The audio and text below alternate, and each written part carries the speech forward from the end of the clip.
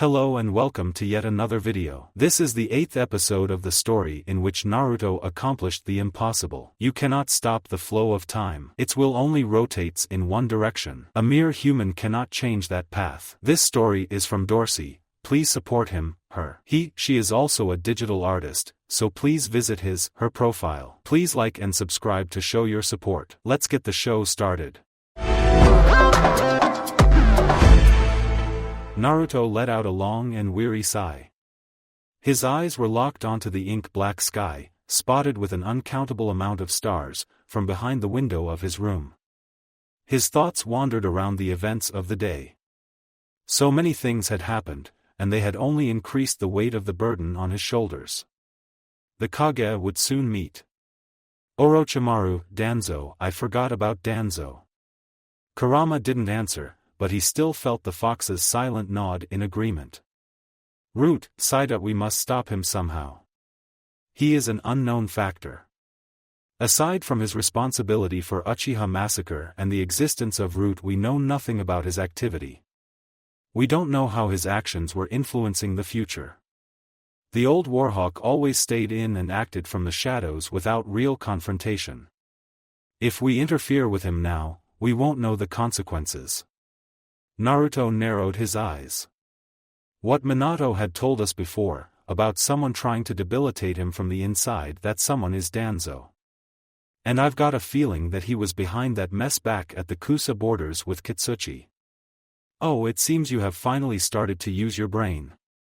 It's clear now that he was behind that ambush. Naruto only rolled his eyes, and parted his imaginary lips to retort, but the opportunity slipped from his fingers.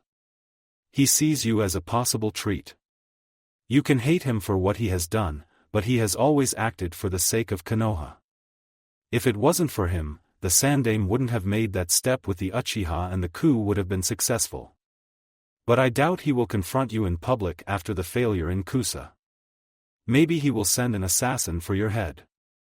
A snort bubbled up from the back of Naruto's throat. He is still doing things that are unforgivable.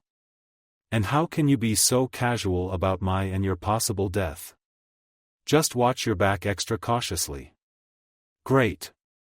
So now I should walk around with an eye on my back even in Konoha. We are safe until the end of the exams. The old Warhawk isn't a fool. Assassinating you now would only raise suspicion on the other nations and show that the leaf is weak. Konoha is not ready for another war. Danzo knows this. He will wait until the exams are over, he won't risk a war over your head. We should worry more about the snake. I don't like how he was eyeing us back then. A cold shiver ran through Naruto's spine, despite the warm cover wrapped around him. Yeah. He waited for more from the fox, but he got no answer. He had already received Kurama's lecture about his sudden urge to confess, and he had listened to it silently, like a guilty child during a scolding from his father. Kurama was right. It was too risky. The less people knew, the safer the future and his plans to change it would be. If anyone leaked out information that he knew such things, half of the elemental countries would be on his heels. But who would believe him anyway? Nobody would believe that he was from the future. How could he even prove it? Tell them things he shouldn't know? Their first thought would be that he was really a spy. Gathering information someone shouldn't have known, that was the purpose of a spy. Show them techniques? Minato had already shown him the Rasengan, so that was out from the box now. And even if he didn't, techniques could be learned and copied. Every technique could be remodeled with time and skill. His sage mode?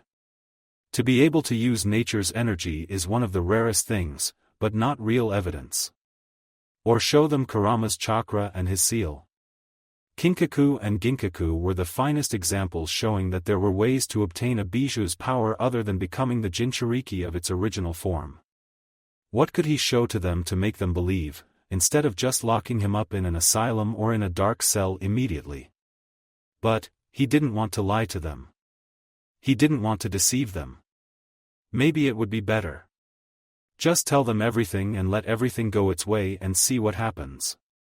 He turned around in the bed to face the empty wall in front of him, waiting for his troubled thoughts to settle down deep inside his mind and finally drift into sleep. 7 figures sat in a clearing, their loud laughs echoing back and forth amongst the trees of the forest surrounding the ancient walls of Konoha. A group of Anbu were lurking behind the shadows of the forest line, guarding their peace invisibly. His parents sat side by side, their hands linked together in their laps. Jiraiya's loud and enthusiastic voice filled the clearing, while the others listened to his tales about the heroes of the Second Great Shinobi War. Everybody was there. His parents, Sarutobi, Jiraiya, Kakashi, Rin, all of them were smiling and laughing. He was happy. Really happy. Minato cleared his throat and straightened himself, grabbing everyone's attention. I have an announcement. Actually 2. He gave a helping hand to Kushina, who also straightened herself, their hands locked one more time in the sweet embrace of pure love. We are getting married.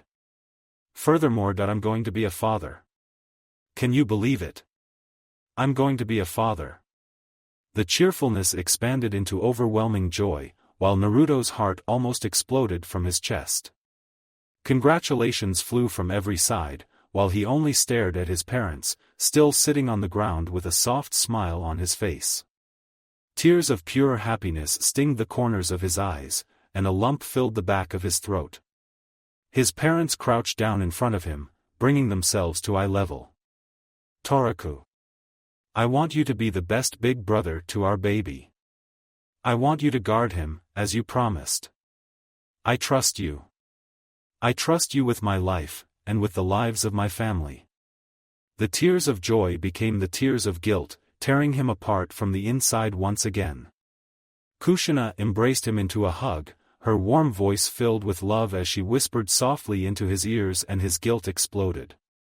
His lips parted unconsciously, and the words slipped from his sour and dry lips without a second of consideration. I'm sorry. To all of you. I'm so sorry. I lied to you. I remember. I remember everything. I'm not Toraku. The cheerful voices suddenly stopped. Everything froze, and even the nature around them became soundless. Naruto glanced up at his father, whose expression first mirrored confusion, then a second later morphed into the perfect mask of betrayal, anger, and sheer fury. Kushina quickly backed away from him, her eyes flamed with hurt, stabbing into his very soul. Killing intent flashed across the clearing, and in the next moment, he found himself on the ground, pinned down painfully by the Anbu guards. His father's stern voice reached his ears in the next second. Then who are you? My name is Uzumaki Naruto. I don't know how, but I traveled back in time. I'm from the future. I'm the child who will born to you soon. Dad, Mom, I'm sorry. I'm so sorry. Everybody looked back at him with eyes colder than the glaciers of the Arctic.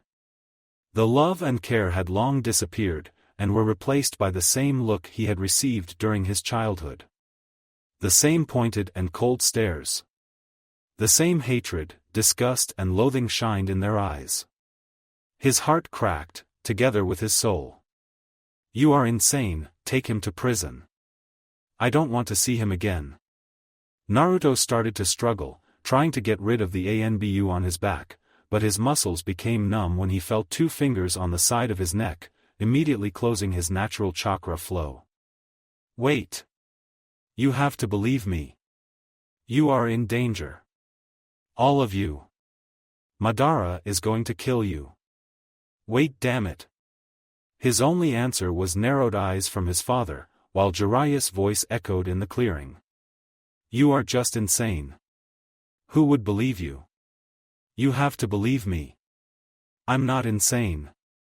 At least listen to me, damn it.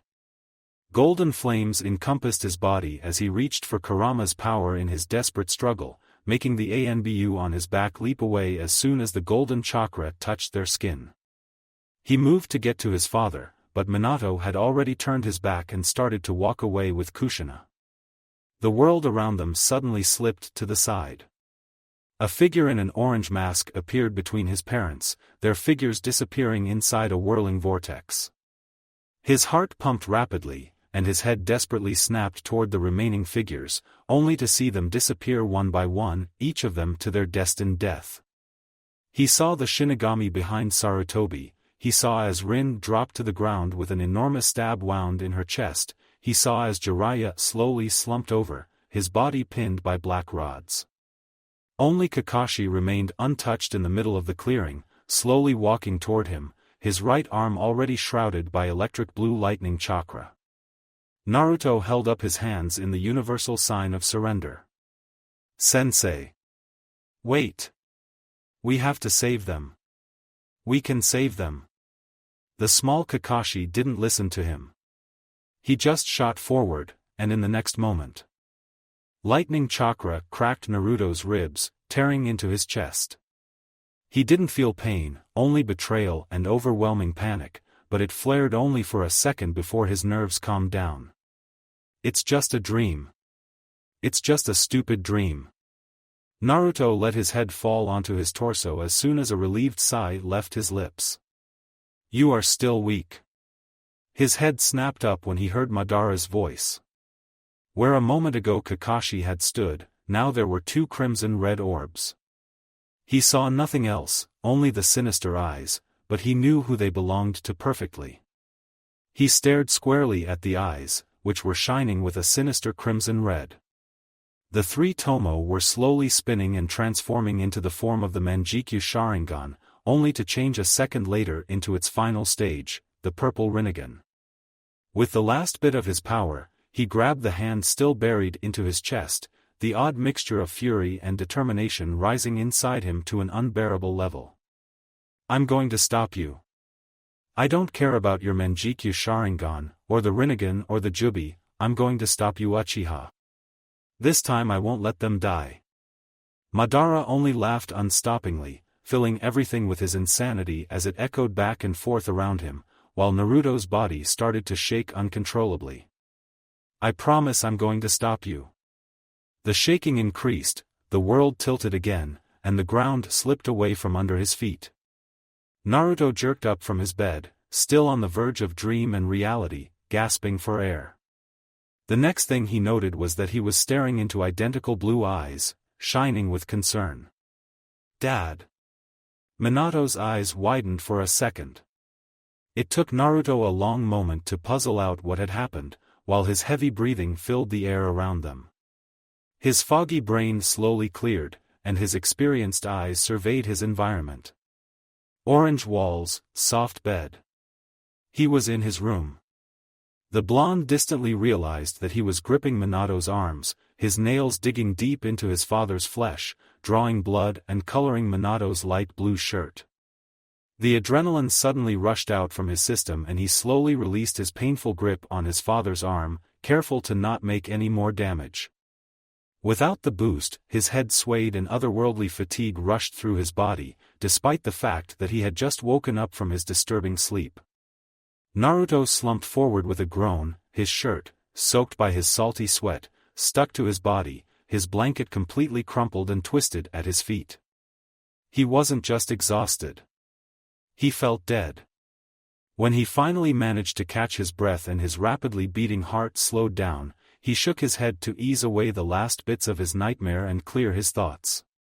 But it had the opposite effect. Instead of disappearing, the image of his loved ones' bloody bodies popped up ceaselessly in his mind once again, supplemented with depictions of the death of his comrades, his friends, along with pictures of countless motionless, nameless bodies on the blood-soaked battlefields.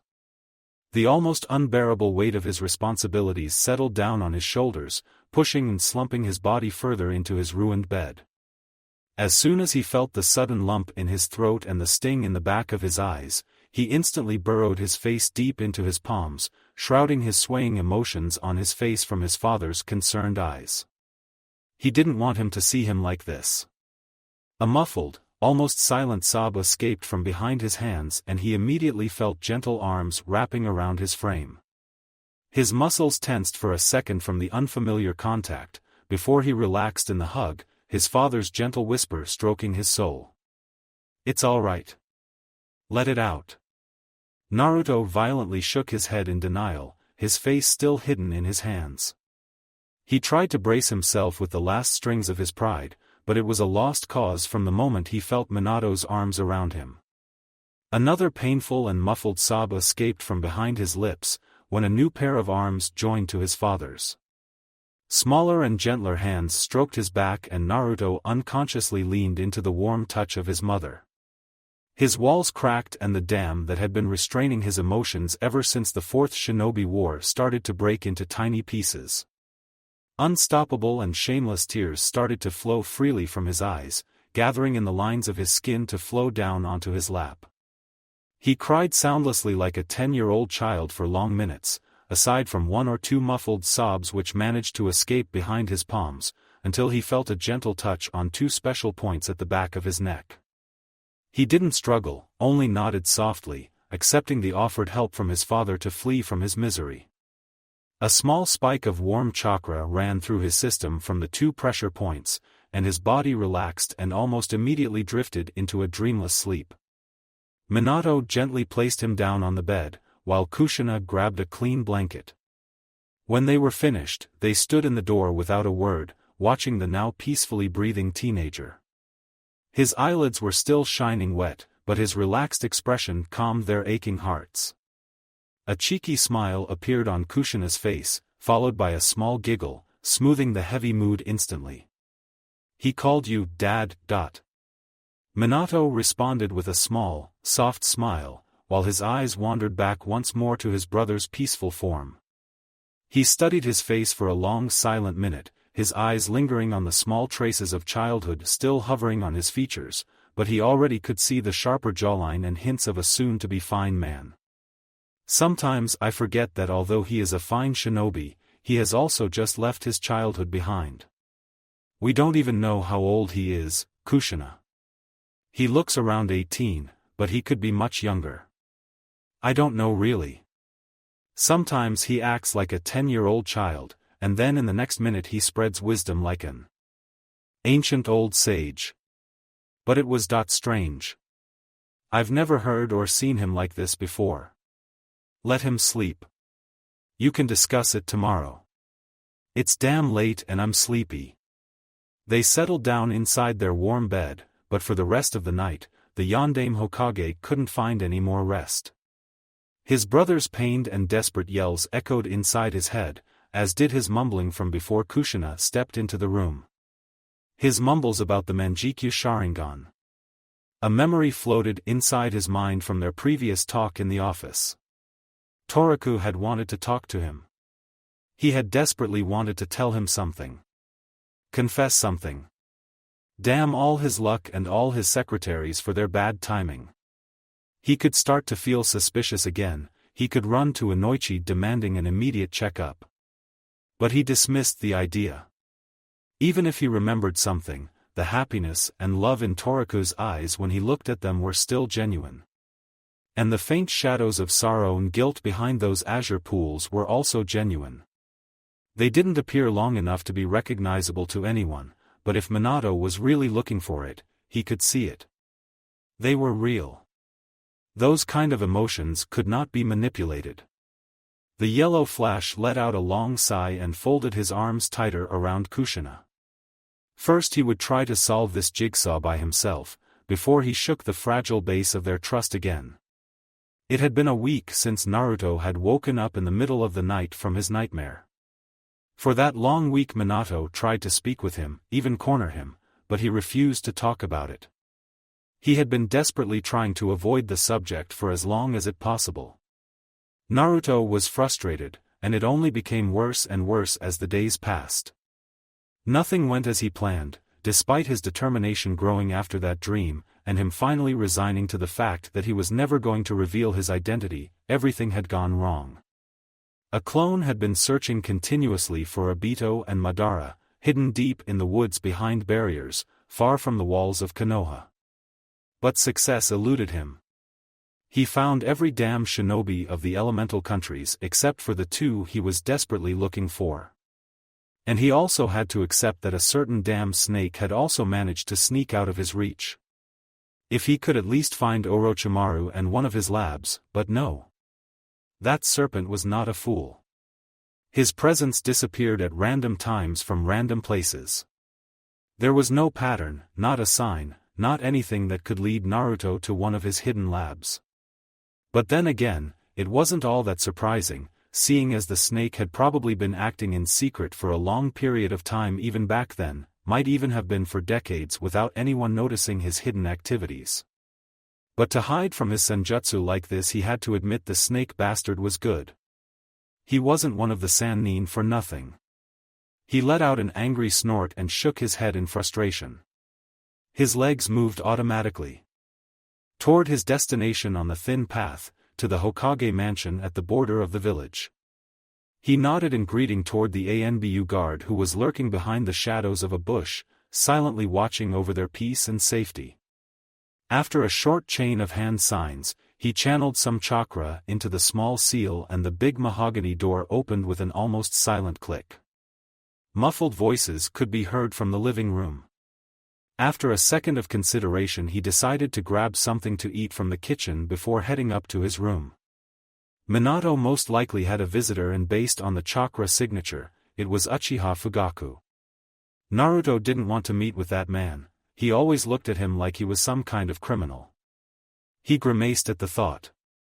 He'd never liked the man, and after Tobi told them the truth behind the massacre, the dislike only increased. Naruto opened the fridge, but he froze when the muffled voices became louder and more vehement. They were arguing, and the privacy seal he sensed was becoming weaker and weaker, based on the louder and louder argument until it finally completely disappeared when it ran out of chakra. Their voices echoed back and forth inside the house crystal clear. Toraku is the living example that it is already out of your hands. The clan head simply folded his arms in front of his chest, and raised his head higher in denial. This proves nothing. That is just your theory about his appearance, and you have got no real evidence. You still don't have any proof that he is here because of an Uchiha. You can't be that impassive about this. You know just as well as I do that it is the most relevant theory. There is someone else out there with a Sharingan. An Uchiha or someone else with the Dojutsu who is powerful enough to disarm him. And I think his outburst last week is proof enough. Tell me. You claim that no one of your clan attacked him, and no one possesses the Manjikyu Sharingan. Then how did he know about it? Hell, even I didn't know the Manjikyu stage existed, and neither did you before you dug up the clan's archives for me. So don't try telling me that his appearance isn't connected with it. Naruto froze. What the hell? How the hell did they know about that? Was he talking in his sleep? Don't be too concerned. They are just grasping around in the dark. At least they will be more on alert when the time comes. Naruto only nodded as a silent response. His senses were still glued on the conversation in the next room, afraid of missing even a word. I'm not here because of that. We've already discussed that topic 100 times since he appeared, and no one from my clan attacked that damn kid, and no one is out of there with a Sharingan besides Kakashi. Don't change the topic. I came here to talk about your student. The elders have made a last request for you. The Uchiha Dojutsu isn't something that can simply be offered. The elders are still adamant about their previous stand. A furious snort echoed in the large living room, and it was soon followed by the killer intent of Minato. I still don't care what your elders are demanding. I am the Hokage, and I said no once and I will say no this time too. Tell the old geezers again that Kakashi's Sharingan will stay where it is. It was Obito's last wish, and not even the clan can go against his last will. Naruto froze again, his jaw almost to the ground. He had also seen the glares Kakashi sometimes received from the members of the Uchiha clan, but he never thought the situation was this stressed. That they wanted to get back Obito's eye. Minato. If you go against them, you will lose the elder support with time. The yondaime snorted one more time and turned his back to the clan leader. And what about your support? Fugaku let out a weary sigh. I thought you knew that during your short time as the Hokage, you have managed to earn my support, but as a clan head, I also have to take into consideration the decisions of the elders.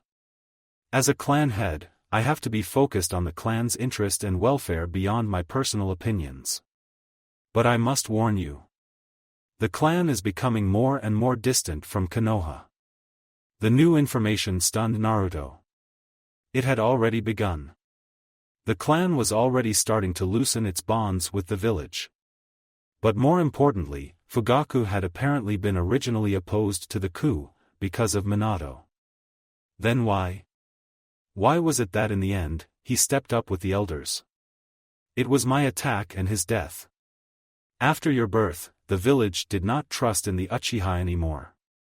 That was the last nail in their coffin. It seems your father's death links more events than we first thought. Naruto only nodded in agreement.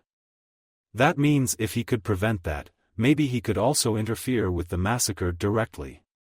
I respect you more than the third. He was a good leader, but he started to become too old, too kind-hearted and blind to some serious problems. During this short period of time, you have already proved to me that I was wrong to think that you would follow his footsteps. Without your silent support of the clan, the elders' grudge would have only grown larger and larger. The loyalty of the clan hangs by a hair and only your silent acts are restraining them from doing something. I can see what are you doing. What are you trying to do? But it's not enough.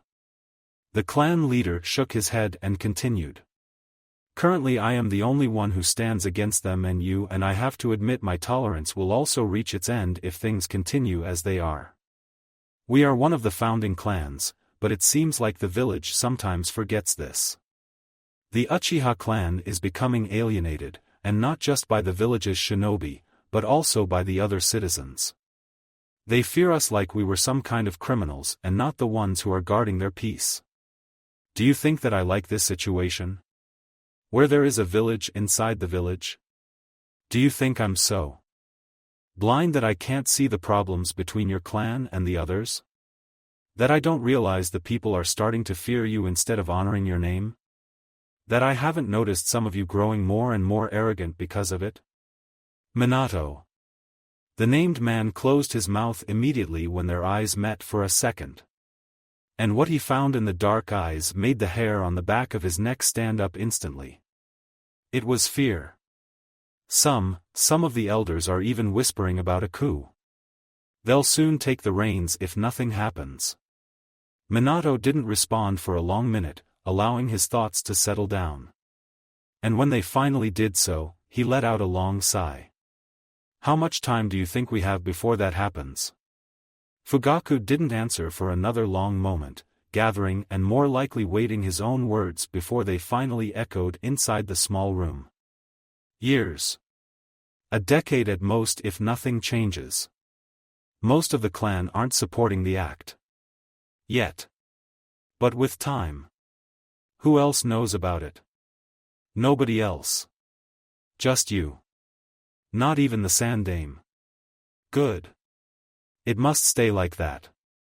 Naruto finally decided it was enough. He heard plenty and if they found out he was eavesdropping he would get into big trouble. Not to mention if someone else overheard this conversation, the clan would be in bigger trouble. He slowly moved to the entrance of the room and hesitantly cleared his throat to gain the other two men's attention. It was successful. They immediately flung their heads toward him. Minato blinked and the stern face of the clan leader immediately melted away first to surprise then to shock. The Hokage glanced down to the privacy seal on the coffee table and grimaced, immediately replacing the worn-out seal, before turning toward his relative with the full authority of the Yondaime Hokage. What you heard here cannot slip from your mouth. Ever. You understand? Naruto nodded and turned toward the clan leader. My apologies, Uchiha-sama, but if you don't agree with the elders why don't you just go against them? Fugaku raised an eyebrow, observing him with a carefully emotionless face. However, Naruto saw that he was restraining himself from snapping at him immediately or casting him out from the room. You know nothing about the situation. Naruto shrugged. Maybe I don't know every aspect, but even I can see that it's not too difficult a situation. You have to dismiss the segregation and stand your place against your elders. Fugaku's eyebrow rose more if that was even possible. His muscles visibly tensed, but Minato only shook his head. It isn't that easy. If Fugaku openly goes against the elders, they could strip him of his position as clan head and they would play someone else whom they could move as a puppet. Naruto narrowed his eyes and grimaced. Then you just have to flip the situation upside down. He has to obtain the elders' full respect to influence them. That would give you time to change the situation. The biggest problem is the separation, I guess. Minato quirked an eyebrow. What's on your mind, Toriku? What could he know about politics? He is just a teenager. The clan leader snorted, but the Hokage slowly shook his head. I would disagree with that.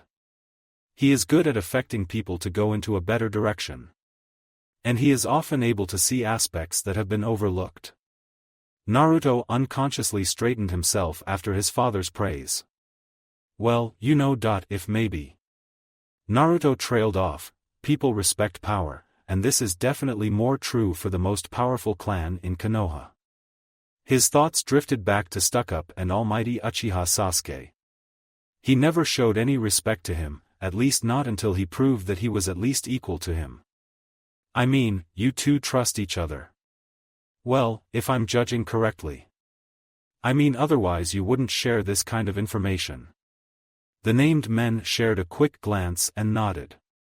Well then, Minato, why don't you give him a position of authority and power?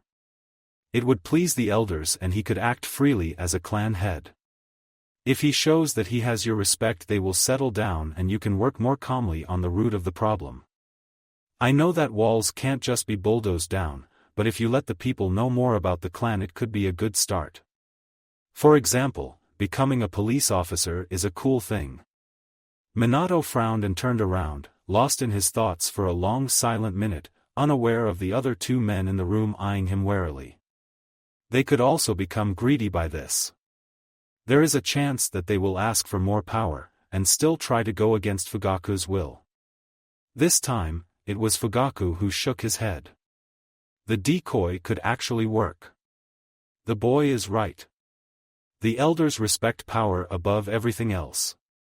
This could settle down their frustration and give us more time to work on the segregation. We as a clan should become more open to the village. He glanced at Naruto with narrowed eyes. The question is how you know my clan so well. Naruto only casually shrugged and poked his temple. This was the first time he actually felt grateful for Kurama's small interference back then. He could cover up a lot of things with his amnesia as an excuse. Minato let out a small chuckle and finally turned around to face the others, his face serious once more. I was already arranging a big change with the body of personal advisors, but I wanted to wait until the council became more familiar with me before pushing them over the edge. I plan to make this step next year, but I think now is as good a time as any, if not better. Minato folded his arms across his chest, a frown appearing on his face as he became lost in his thoughts. You haven't mentioned anything like that. No, because it wasn't relevant, Fugaku. They are at ease, currently, but it would give us a perfect opportunity. Minato shrugged casually. What's your plan? The Hokage's personal advisors aren't satisfying my needs, Minato explained. I don't trust them. They were chosen by the Sandaime decades ago and since then they've gathered too much power and have become too arrogant. I'm sure they won't stay silent for long. I can't let them gather so much power as to allow them to act freely behind the Hokage's back. Behind my back. I'm aware that one advisor especially is trying to influence the other two to his advantage in smaller issues, but I can't just simply cancel the whole body. The body of personal advisors is essential in case a fast decision is necessary. I also need the help and advice that one individual is especially problematic. But first I need to steady the other sections of the personal advisors. Only after that is done can I try to get rid of him. And slowly. I'm afraid that if I just cut him out of the system he will do something drastic. A deep frown appeared on Minato's face, his eyes darkening into royal blue. Danzo that he could be a big problem in the future. Minato started to pace back and forth in the room, lost in his own world for long silent minutes, his movements followed by the curious eyes of his two companions. I believe that he acts on behalf of the village. I truly believe that his intentions are not against the village's welfare, but I do believe that he is walking in the wrong direction. He is heading into the very darkness Sarutobi left him to handle. I'm afraid that with time he will act more drastically, forsaking morals, if he hasn't already taken that step. While I do believe he loves Konoha as much as I do, there is a line over which I would never cross. But he doesn't have such limits. He will do anything for Konoha. And that anything is something I'm afraid to even contemplate. He would kill and manipulate people if he thinks it necessary for Konoha's future. I have to interfere before something goes terribly wrong. I'm aware of his, he glanced toward his brother, plaything. Naruto frowned. So his father did know about Root. What do you want to do with the personal advisors? Minato stopped his pacing and looked up at Fugaku to answer his question. As I already told you, they have too much power and I don't trust them. I want trustworthy and strong people around me when there is no time to summon the whole council. Plus, currently they don't have the knowledge to fully support the Hokage. Instead, they are three old hags who aren't up to date with things. Okay, I have to admit Danzo is up to date, but the other two? Minato slowly shook his head again. I want to reselect the three personal council members as a first step. Who do you have in mind? Minato turned to face Fugaku. The Jounin commander, Nara Shikaku, as the brain and as the representative of the shinobi. He knows our shinobi up and down, and because of missions he also knows what's going on outside of the walls. Naruto suppressed an amused snort. During the war and after Shikaku's death, it was Shikamaru who had acted as the tactician and the brain, keeping Naruto from just rushing out thoughtlessly. If Naruto hadn't declined the position back then, as Hokage he'd have definitely wanted Shikaku's son beside him. One open position, for someone who will be elected by the current General Council. I will give free rein to the council in that matter. And last but not least, the third member, who will also be picked by me personally, will be someone who knows what's going on inside the village, among both civilians and shinobi, and also is up to date with the village's security. Someone who will interact with and already looks out for the civilians. Someone who will cooperate with them in some cases from now on. Maybe with that, his people could forge stronger bonds with them.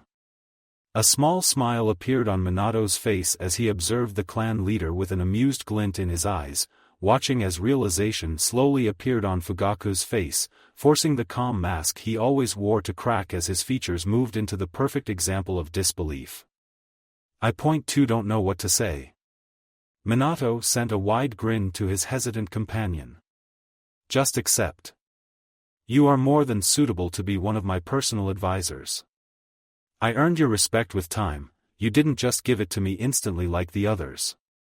Furthermore, you are not afraid to tell me if I'm doing something idiotic. I'm going to speak with that lazy Nara and I will put the changes to vote at the next council meeting. Assuming they pass, we'd not only be helping the Uchiha segregation issue, but we'd also shake up Danzo quite a bit. Naruto frowned, confusion running across his face. This Danzo guy, he has the power to influence the council, right? If you want to remove him, you have to make sure that they won't elect him to the open position again and again. A cheeky smile appeared on Minato's face. There will be a new rule. Those who have already acted as personal advisors will be forbidden from that position for 10 years after the first election. With this rule, all of the council members will get a chance to become the Hokage's personal advisor. Plus it would rule out the possibility of someone gaining too much power for a long period of time. I think the council will understand my point of view.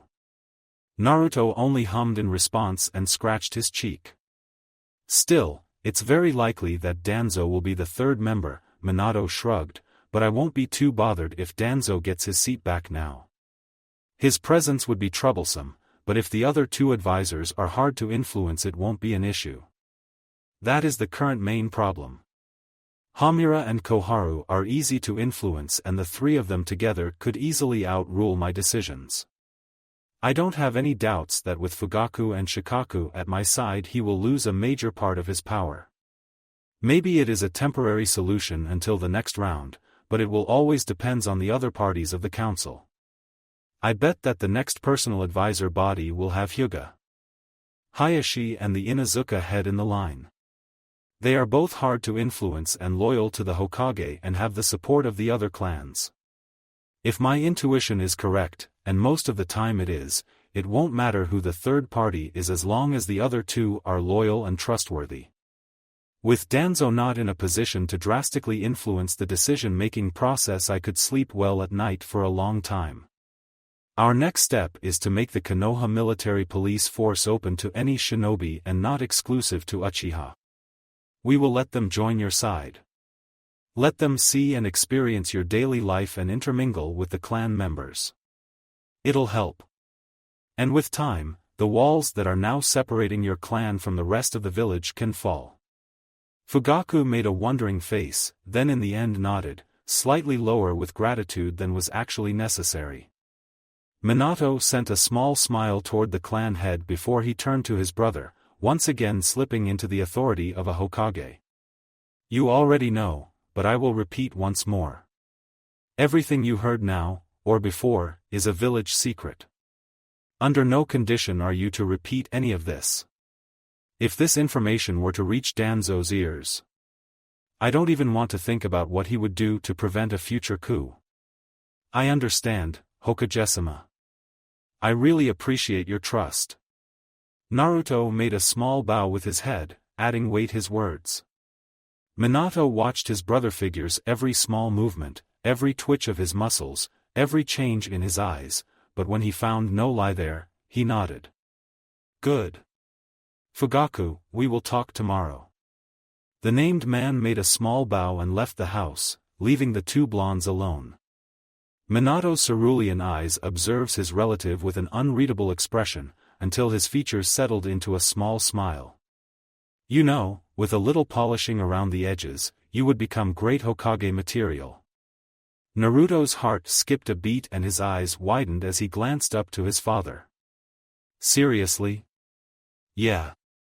Seriously. Your diplomatic style may be a little rough, but that's something that can be learned with time.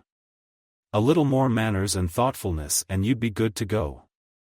With your personality, you would be a good leader. Determined, sometimes easygoing or goofy, even silly, but with that you'll easily line everyone behind you with time. You've been here since when? 5 months? And you've already managed to wind a quarter of the village around your finger.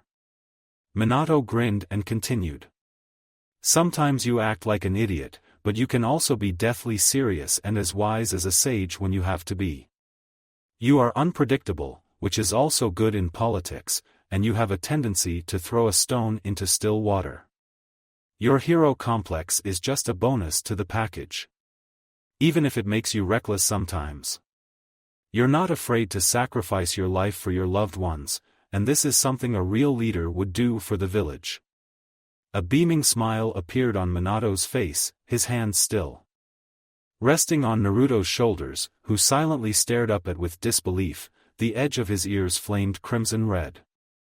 If you become much stronger, I should really start to be afraid for my hat. Minato's face softened to a tender smile as he continued.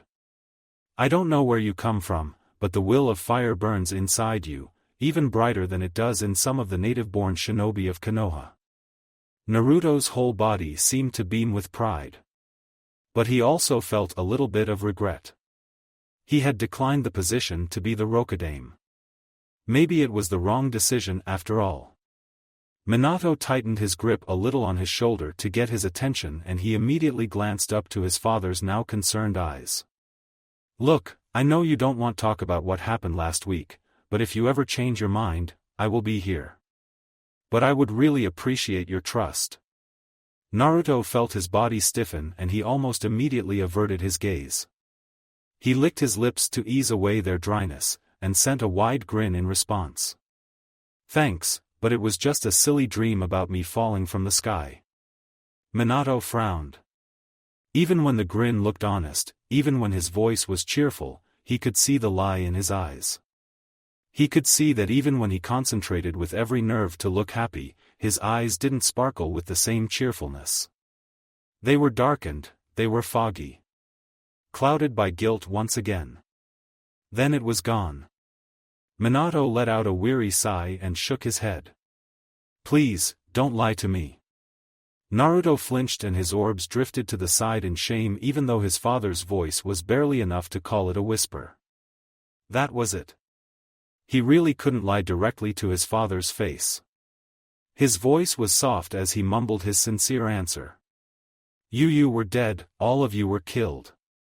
Kushina, Jiraiya, everyone I care for.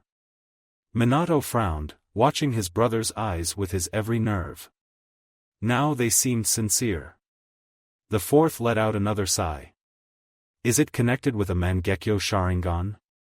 Naruto hesitantly nodded. He didn't dare to look back to his father, afraid to see suspicion in his eyes. I see. But don't be concerned. We are all more than capable of kicking an Uchiha's ass if necessary. A wide and confident smile appeared on Minato's face.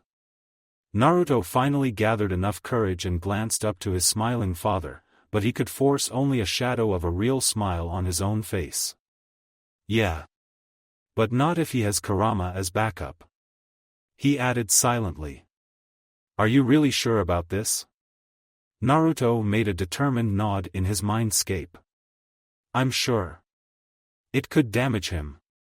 He is a damn genius. He can handle it. Hey, are you going to show me what you mumbled about before, or did you drag me here to watch you daydream? Naruto glanced up to meet his father's annoyed, but still curious blue eyes. Scrunching his nose with a grimace, he retorted, Geez, for being a Hokage you sure are impatient. The blonde time traveler shook his head disapprovingly and gestured toward the edge of the training ground. The named impatient Hokage rolled his eyes, but obediently walked to the side and folded his arms in front his chest, even tapping the ground continuously with his foot like a small child, waiting for his brother to finally demonstrate why he had been dragged through the whole village without any explanation. Minato watched with impatient eyes as two clones popped into existence next to his brother figure. One of them started talking while they moved into position, forming a triangle. The trick is in the teamwork. But as soon as it strikes you have to run for your life, or you will also get caught in the effects. If that happens, it could be deadly for you. The real Naruto made a last glance toward his father and sent a wide smirk. Now just watch. The young Hokage snorted and opened his mouth to retort in annoyance. But his mouth was left hanging open, his eyes widened, and his arms slackened as powerful chakra started to swirl with insane speed between the palms of his relative and the clones, and he realized what was about to happen. A shining azure orb, made from pure energy, appeared between the hands, then it slowly shifted. The air filled with the squealing sound of razor-sharp wind chakra. Four snow-white chakra blades appeared on the sides of the Rasengan, made by pure wind chakra. Minato's ears slowly became numb from the harsh sound as millions of invisible blades continuously cut into the empty air and the blonde teen slowly raised the finished technique above his head. Futon Raisin Shuriken. Naruto said in a low tone, but his lips turned into the widest grin he could manage without tearing his face apart, seeing the expression on his father's features. He let the ball spin slower and slower until it faded into nothingness. Step by step, the squealing sound faded away, leaving behind an unnatural silence. The young Hokage's eyes were still frozen on the now empty place where not a second ago he could see the technique he'd been desperately trying to finish for years. And there stood his brother, maybe a decade younger than him, and he pulled it out like it was nothing. His ears were still ringing, his eyes were still wide, his sight still frozen to the place where the technique disappeared. Even his mind became numb by the sheer power of the technique. Naruto slowly stepped in front of him with a satisfied smile on his face. So, you want to learn it? Azure eyes snapped back to reality as he blinked away his awe. Then in the next second Minato smirked. You can bet on it, Otuto. Excited, surprised and even angry murmurs spread across the lines of the village council after Minato's announcement. The aforementioned man watched the members with a straight face, his chin resting on his folded fingers, but when the members didn't seem to calm down after 2 minutes of continuous argument, a vein started to throb on his temple, mimicking the rhythm of his heartbeat. Silence. He slammed his fist onto the hard surface of the wooden table, making the murmurs die down immediately. Don't act like immature children. You heard my proposal. Now I'm waiting for any intelligent questions concerning my decision. You can't do this. Danzo was the first one to hiss out through his gritted teeth in restrained anger, and sent a very out-of-character pointed glare toward Minato. I would like to correct you, Danzo-san. I can do it, if the General Council and the daimyo agree with my proposal. I already received the daimyo's approval months ago, and I don't think our members will oppose it after hearing the details. The current personal advisory body is not competent enough to support decision-making in a lot of aspects. How dare you? Hamura and Koharu stood up as one immediately, with speed to give lie to their age. Minato only raised a silencing hand, aware of the raised eyebrow of the third next to him. My apologies for my rudeness, but the Hokage's personal advisors must be up to date with everything that goes on inside and outside of the village. While I do not question your knowledge and experience in other aspects, you are definitely not competent in this very important part. Tell me, Koharu-san. What's the current situation between Kusa and Takigakure? We know nothing about their current relation, and you know this very well. Shikaku-san. What's your opinion in this case? The Nara closed his eyes, gathering his thoughts before he opened them to answer. Minato, you sly fox. That is true, that we haven't received any direct information, but during the assignments in that area, our troops spotted several patrolling groups from both of the villages. The activity had been increasing until 2 weeks ago, when we received an assassination request. The target was one of the Takigakure noblemen. The client was officially anonymous, but it is clear that it was Kusa. After the assassination, the patrolling died down and our troops spotted several small groups, with 1 or 2 envoys, going back and forth between the 2 small villages. After that nobleman's death, they've obviously started peace talks with each other. You could have received all of this information if you read the mission reports, Koharu-san. Minato nodded, and a satisfied smile appearing on his face when he saw the twitching eyes of the old woman. This proves nothing. Minato closed his eyes, then glanced toward Hamura. Hamura-san. Something happened 2 days ago in the 6th district of the village, at the market. Could you enlighten us about that case? The named man narrowed his eyes, and snorted dismissively. Minato had already won. Yuki-san. If you would be so kind. Fugaku nodded. A new, small group of traveling merchants arrived to the village 3 days ago. They are working with unbelievably cheap prices. Our vendors didn't tolerate that too well. Thank you, Yuki-san. Minato nodded. Is there any more questions? Considering the necessity of a new personal advisor body? His only answer was silence, and he nodded once more in acknowledgement. If there are no more questions, I will open the vote. Those who agree with my proposals regarding the personal advisory body, please raise your hands. Several hands rose almost immediately, and the supporters were obviously dominant. He didn't even have to count the raised hands. And lastly, there is another issue you have to be aware of. From next week, Konoha military police forces will accept recruits outside the Uchiha clan.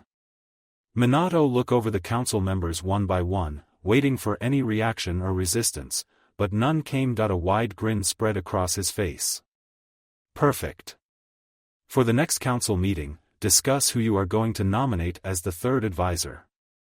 You are dismissed. Minato watched as the members left the room one by one, most of them with an amused expression on their face. Only the third Hokage stayed, still sitting by his side, stoically puffing his never-missing pipe and filling the meeting room with the scent of the mixture of herbs and tobacco. When the last of the council left the room, Minato allowed himself to let out a relieved sigh and slump down to the desk. He enjoyed the cold surface of the wood against his throbbing temple with closed eyes. The Sandaime cleared his throat to gain his attention.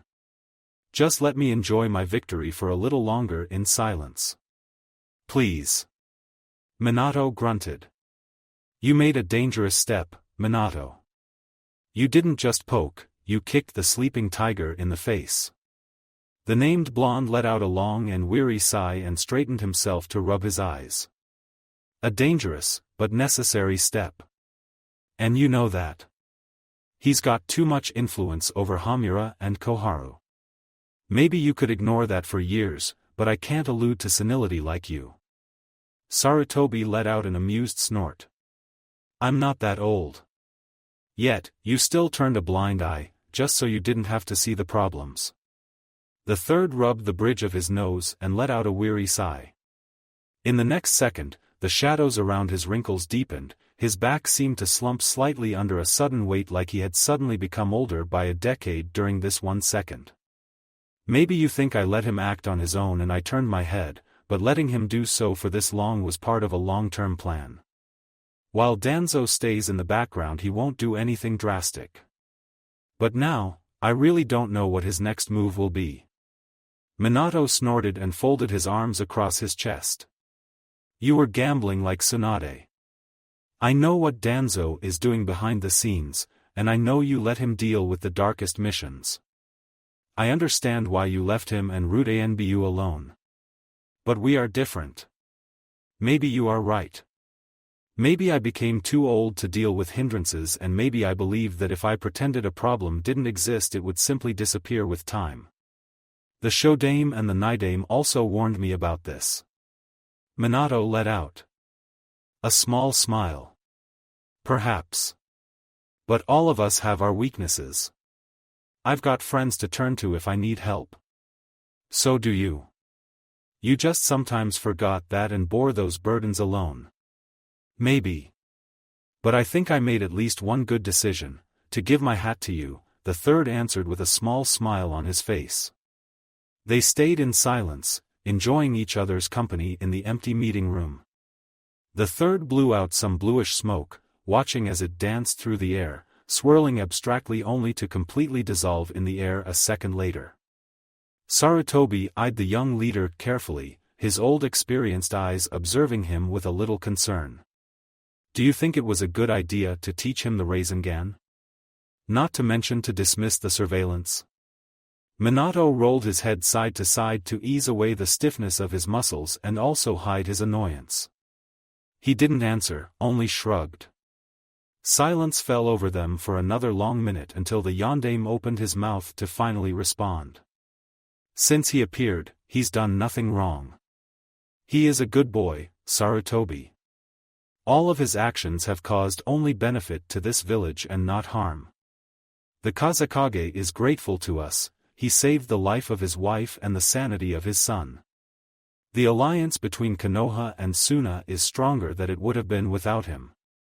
Every country agreed to participate in the Chunin exams for the first time since the Second Shinobi War. All the 5 Kage will meet for the first time in history. Maybe we can really make an alliance.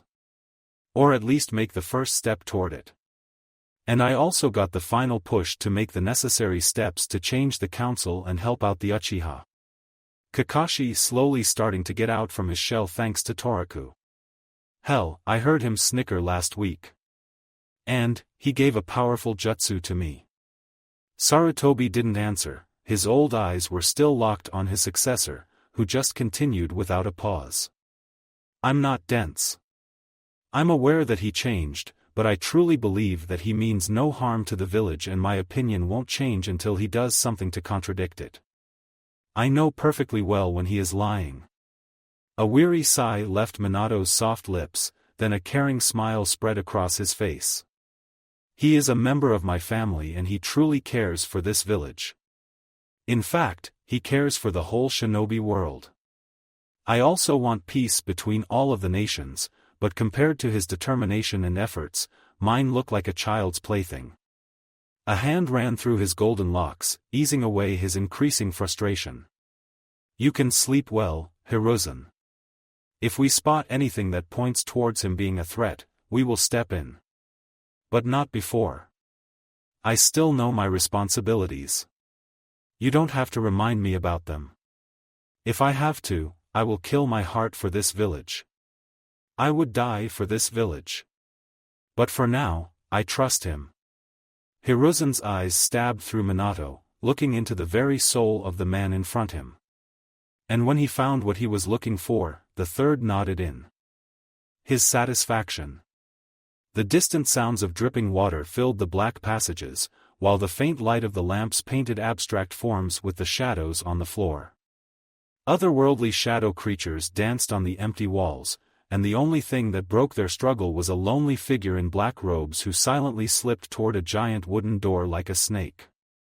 The hinges didn't squeak or make any sound in general, and the door opened as smoothly as the visitor's soundless and graceful movements in the passage. He stepped closer to the wooden desk in the middle of the room, and the lean figure glanced at a very ravaged Danzo seated behind it. The Warhawk took his time before he addressed the visitor with a tint of irritation in his voice. You have some new information to report, Orochimaru? No. Nothing new which worth mentioning. I see. So he has no bloodline limit, no other special abilities that could give us a headache?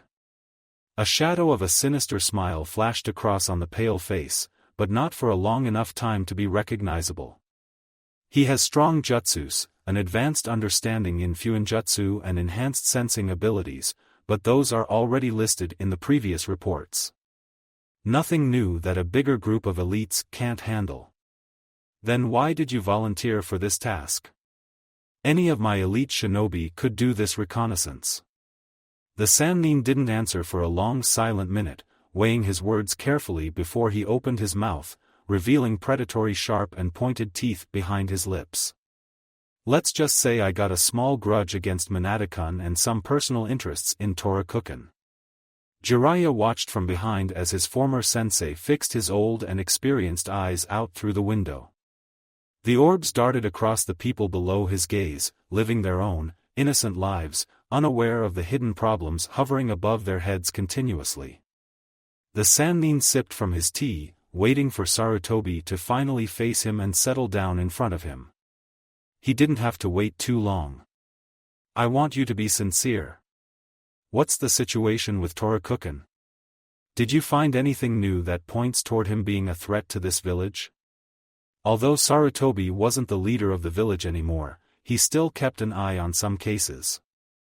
And Minato's newfound relative was one of those special cases. The Toad Sage took another sip, and then slowly put down his cup and leaned back, letting the question hang in the air for a long tense minute to Sarutobi's annoyance before he answered. Have you recently talked to him, old man? Sarutobi slowly shook his head. You should. If you do, look into his eyes. Look deep into his eyes and you will find your answer there. Because his eyes reflect his very soul. Always. Don't beat around the bush, Jiraiya. Sarutobi finally snapped, his patience gone. The named man let out a long sigh. Fine, he mumbled, I think he remembers. Probably not everything, but at least some parts of his past. Sarutobi narrowed his eyes, while Jiraiya continued. Is he hiding something? Definitely. Is he a threat to the village? Definitely not. He truly cares for this village, for Minato and Kushina. He cares for me and the two Gaki. He even cares for you. You should hear him, he talks about you with respect and love like you were some kind of grandfather or something. Sarutobi frowned at Jiraiya's finger, which was pointing straight at his chest. Do you think Minato also suspects it? Jiraiya closed his eyes and nodded. Of course. He is an observant little brat. He always was. Now, he is waiting just like me. Sarutobi narrowed his eyes. Then why don't you step in? Jiraiya snorted and shook his head. And then what? Lock him up? Torture him until he confesses, or have Inoichi attack his mind until he becomes nuts? Jiraiya shook his head once more. It wouldn't do us any good. That brat is more stubborn than Minato and Kushina together. He won't confess under torture or a simple interrogation. With the old-fashioned way we would know nothing about him. But if we let him act freely and supervise him from the background, soon he will either slip or we will realize his true intentions, if he even has anything like that. The sage sipped from his tea, then continued. But I don't think so. He is a terrible liar. He can act, and even put a real actor to shame, but as soon as a false word slips from his mouth you can see it in his eyes. You can almost touch his shame. He is too honest for a shinobi. So instead of lying completely, he tells half-truths or simply doesn't answer. He is definitely not a spy or a sleeping agent, he is not that type. You can be at ease. His sudden appearance isn't related to any ill intentions toward Konoha, and with time we can put together the pieces of his jigsaw. But what Minato and I both think from all of this is that he is trying to get rid of his past. He is trying hard to earn our acknowledgement and be a valuable member of Konoha. Sarutobi puffed from his pipe and slowly let out the calming smoke into the empty air, a tint of irritation in his voice. Minato trusts that boy too much. A small smile spread on Jiraiya's face. The feeling is mutual. Toraku trusts Minato, and this is why he didn't tell us that he remembers. He didn't want those bonds to falter. Sarutobi closed his eyes, and scowled. And you trust him also? Jiraiya didn't answer for a long, silent and also tense minute, waiting his own words before he answered. I do. The third let out a long and weary sigh and rubbed the bridge of his nose in the hope that it would ease away his doubts, but Jiraiya's faint voice kicked him out from his musing. The great toad sage summoned me 2 days before I came home and became the Jounin sensei of Minato's old team. The frown deepened on Sarutobi's face, waiting for his student to continue.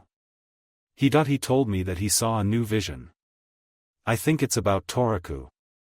The third's eyes widened as he leaned forward, eagerly waiting for Jiraiya to finish. He said that, a boy trying to escape from the path of his past will appear in your life. He will bring a new chance and a new tomorrow. That's all he said. Cryptic as always. The frown appeared on the face of Sarutobi and he closed his old eyes once more to weigh this new information. A new chance for what? Jiraiya shook his head. A new chance to fulfill the prophecy? I don't know. But I want to think it's about that. When Toraku talks about peace, I believe in him, old man. I truly believe that he is able to find that peace. That he can end the circle of hatred, the toad sage said slowly, before his seriousness became nowhere to be seen as he sent a wide grin toward his once leader. Do you want to confront him in the future? The Sannin thought about it for a second before he shook his head. Not in the near future. He trusts me. I think he will confess with time. Once, he almost confessed to Minato. I really hope both of you are right. For the sake of my sanity and for the sake of the village. Hey old man, you retired. Let Minato lead this village. He knows what he's doing.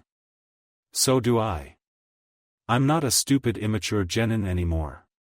Jiraiya sent back a cheeky grin, and emptied his cup with one swig.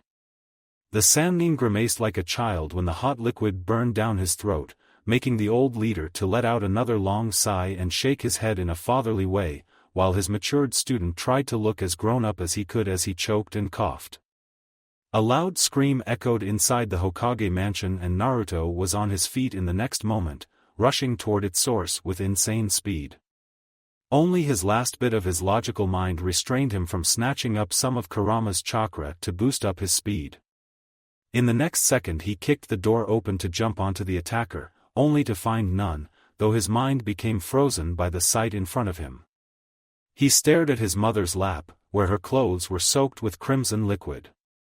Her eyes were wide as she just stared down at Minato, who was kneeling on the floor next to their bed, his face as red as Kushina's stained lap. He glared at his brother in obvious annoyance. Naruto's mind raced through several horrifying scenarios while he jumped next to his mother, shoving his father to the side and shaking her shoulder. "Who hurt you? Where is the bastard?" Kushina blinked herself out from her temporary daze and finally shook Naruto's hands off of her, but she didn't avert her gaze from his father on the ground. However, instead of just staring, she burst out into a hysterical laugh. The smell of alcohol hit Naruto's nose and that was the moment when he decided to finally glance around for real to survey the situation. A broken wine glass rested next to their feet, another next to his father, a half-full bottle laid on the ground in the middle of a growing crimson strain. His father suddenly yelped and immediately started to look for something on the floor until he finally shoved Naruto out from his way. With an excited and relieved sigh he grabbed something from the floor and cleared his throat as Kushina's hysterical laugh died down into small giggles. "So, putting this small disturbance to the side. Kushina. I'm still waiting for your answer." The named red-haired woman gulped and an odd expression spread over her fine features. She stepped closer to his father, carefully avoiding the glass shards on the floor and sank down to her knees in front of Minato. Silent tears flowed from her eyes from the emotional roller coaster. The Hokage's muscles tensed during the long wait, his eyes drifting to his still confused brother for a moment, maybe to find some encouragement.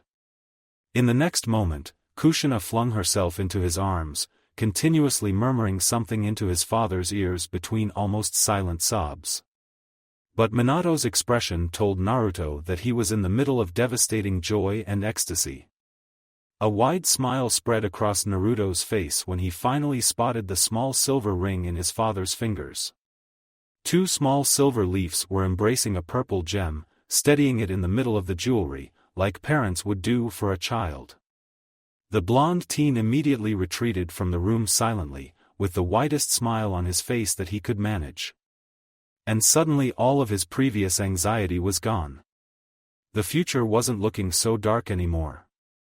The brawny form of Kitsuchi had been shrouding most of the sight of the fourth Hokage of Konohagakure no Sato from the curious eyes of the four genin team standing patiently behind the commander, listening to their interaction.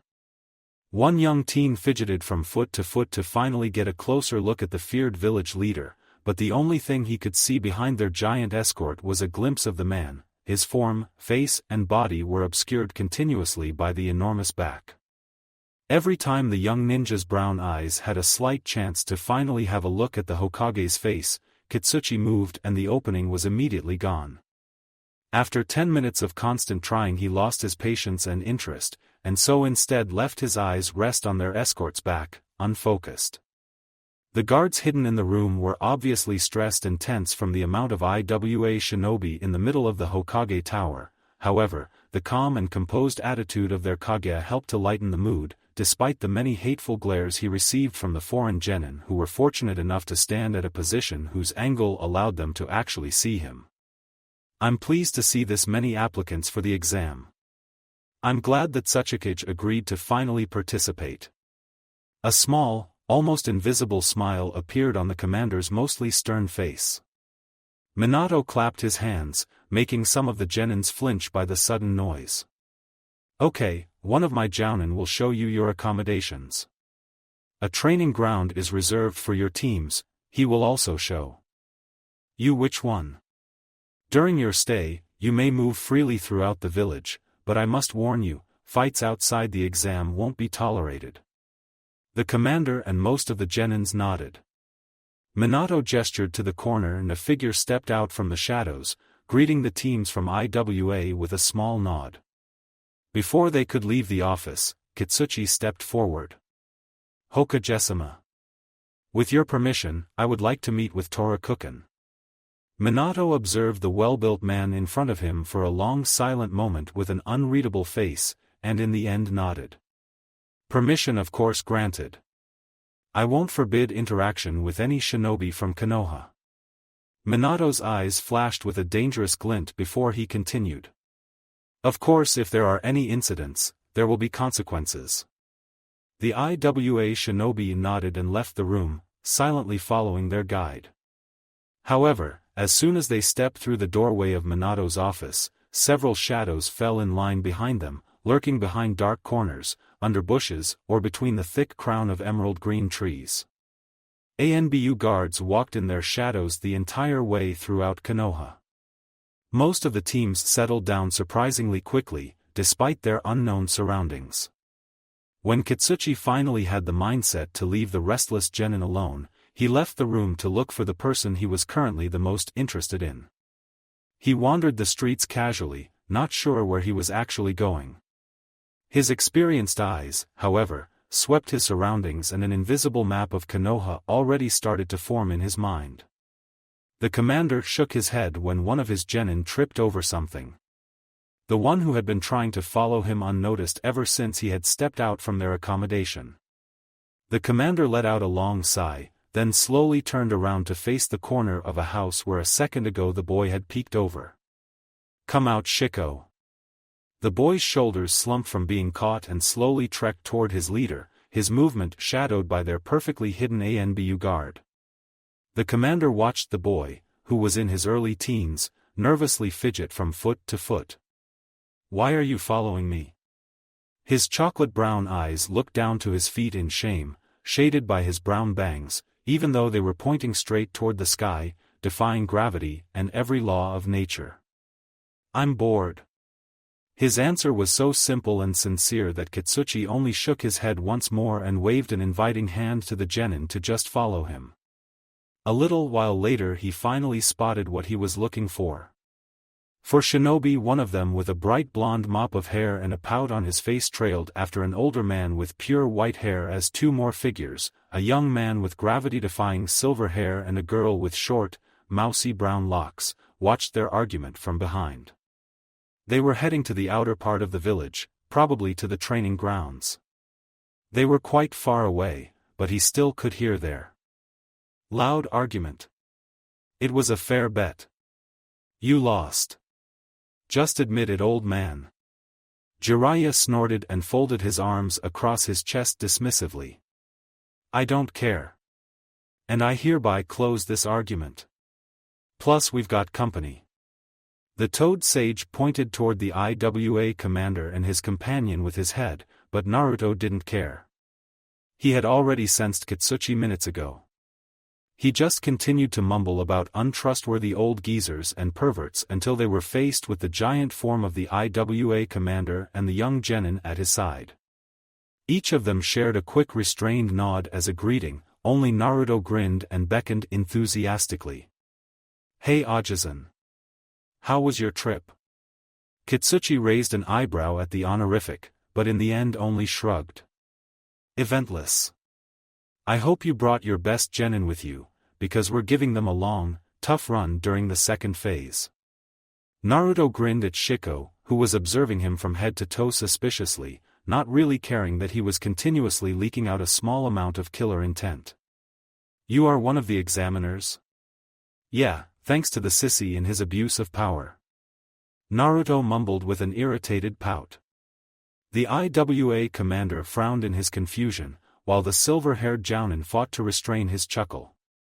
Naruto, behave, these are foreign ninja, not the man you once fought alongside. Don't just joke around. Plus you are abusing Minato's reputation. The blonde Chunin let out a perished sigh. The fox was right and he was acting like a 10-year-old kid again, not thinking about the Hokage's status. Naruto finally gathered himself and cleared his throat. So what brought you to me anyway? I won't tell you any details about the exam. I want fair play. I don't really know actually. Kakashi sent a sharp and suspicious glance toward the giant man, while Jiraiya and Rin watched the interaction with calm, but observant eyes from the side. The huge man never looked at Kakashi directly in the eyes, always just somewhere near eye level. Probably to restrain his urge to do something he would regret later. Kakashi sent a sharp and narrow glance toward the young genin, who was still staring at the blonde. The piercing look instantly washed away the killing intent from the boy's direction, who in response changed the focus of his attention to the young jounin, glaring daggers at him. Naruto shook his head at the scene and ruffled the silver locks of Kakashi, to his great annoyance. We were heading to the training grounds for a small spar. You can join if you would like to. Before the genin could retort, Kitsuchi nodded, following the small team toward their destination. The IWA commander and his sulking young companion settled down at the edge of the clearing, not too far away from the rest of the team, watching as the blonde Chunin sent an annoyed glare when the Sennin whispered something to him. The blonde shook his head, folded his arms across his chest and started sulking like a 10-year-old child. Even stomping his feet to the ground. The battle of wills didn't last long, and in the end the young shinobi gave up and nodded in his acceptance, flinging his arms high into the air in defeat, though the irritation never left his face. Jiraiya slowly went to Rin's side and also settled down along the tree line, with a distance between them and the foreign duo. Her face was calm, but her eyes observed them suspiciously. What did you say to Torakuken, sensei? Her voice was as soft as a whisper to hide their conversation. To hold back and not show off. The less IWA knows about his abilities the better. His rank as a Chunin makes everybody underestimate him. I told him to let Kakashi win. Rin nodded and turned her head back to her comrades. The spar was light, their movement fluid, both of them aware of the calculating eyes from the edge of the clearing. However, Naruto was annoyed. He had prepared a good move just for Kakashi this time, and because of the pervert he wouldn't be able to pull it out. Or maybe if he shook his head in irritation, dismissing the idea, as he restrained his instinct to deflect a kick from Kakashi. He didn't even have to concentrate on the battle, Kakashi was also holding back. Naruto made one more annoyed grimace. The whole fight was starting to become pointless, they were just toying with each other and he became more and more frustrated as he let Kakashi land a hit on his spine. And to let Kakashi beat him? He snarled angrily from the thought. Kitsuchi watched the duo from his spot and restrained the urge to narrow his eyes. His gaze was locked on Kakashi, who was obviously holding back, just playing with the blonde in the light spar. He noted the increasing frustration in his previous captive's eyes when the jounin managed to land more and more hits. The blonde suddenly blocked a well-aimed kick, and Kitsuchi's eyes widened for a second when he noted that the boy wasn't even paying attention to the fight, his blue eyes drifting to the Sannin from time to send a set of imaginary daggers toward him. Moreover, he winced when he deflected the attack. He was frustrated because he had to hold back. But they were fighting on Chunin level. It made no sense to him. Why would a Chunin level fight irritate a Chunin? Not only that, the blonde had noted a successful deflect as a mistake. The IWA shinobi narrowed his eyes when realization hit him. The sissy sucks. Kitsuchi didn't answer the genin's remark. It wasn't the jounin who held the upper level. It was Toraku, who swept the attack to the side as easily as it was just a child's plaything. It didn't matter how much he tried to hide it. He was holding back. And not just by a little. From the moment he realized this, the commander watched the fight from a new, calculating perspective. When they finally stopped the spar with Kakashi on top, pointing a kunai at the obviously angry and frustrated blonde, the sun was already high above the horizon, closer to the end of the day than to the beginning. Kitsuchi and his young companion trailed after the still annoyed Chunin soundlessly, the larger man's eyes fixed on teenager's back, still eagerly calculating the real strength of the blonde, while his genin was still glaring daggers. They reached the city center soundlessly. Jiraiya and Rin excused themselves fairly quickly and left, but the Sannin sent a warning glare to Naruto before his departure. The Chunin rolled his eyes in answer, then stretched his arms behind his neck and let out a satisfied moan when one of his joints popped back to its proper place. "I'm starving." Kakashi rolled his one visible eye in annoyance. "You are always starving." Naruto shrugged casually and an evil smirk appeared on his face. "Hey Kakashi. It's your turn to pay." The named Jounin narrowed his eyes suspiciously. "Why would I? You can propitiate me for my wounded pride." The silver-haired teen snorted at the dramatic voice, and shook his head enthusiastically. "I haven't got that much money." The teen shrugged, accepting his defeat quite quickly and glanced up to the huge IWA commander. "Are you hungry, Kitsuki-Aja-san? I know a good place." Shiko snorted, forcing the blonde to move his sight to the small and angry form of the young genin, who sent another set of imaginary daggers toward the blonde. "Like we would eat with you." Naruto's head slipped to the side, watching the child with a wondering expression on his face. "And why would you say that?" "Because you are who you are." The child sent a narrow and hateful glare. "And exactly who am I? Are you an idiot? We are from IWA. You are from Konoha. The Leaf killed hundreds of our comrades in the last war. The same goes for IWA. Why are you doing this? Why don't you want vengeance for your dead comrades? Where is the eye for an eye?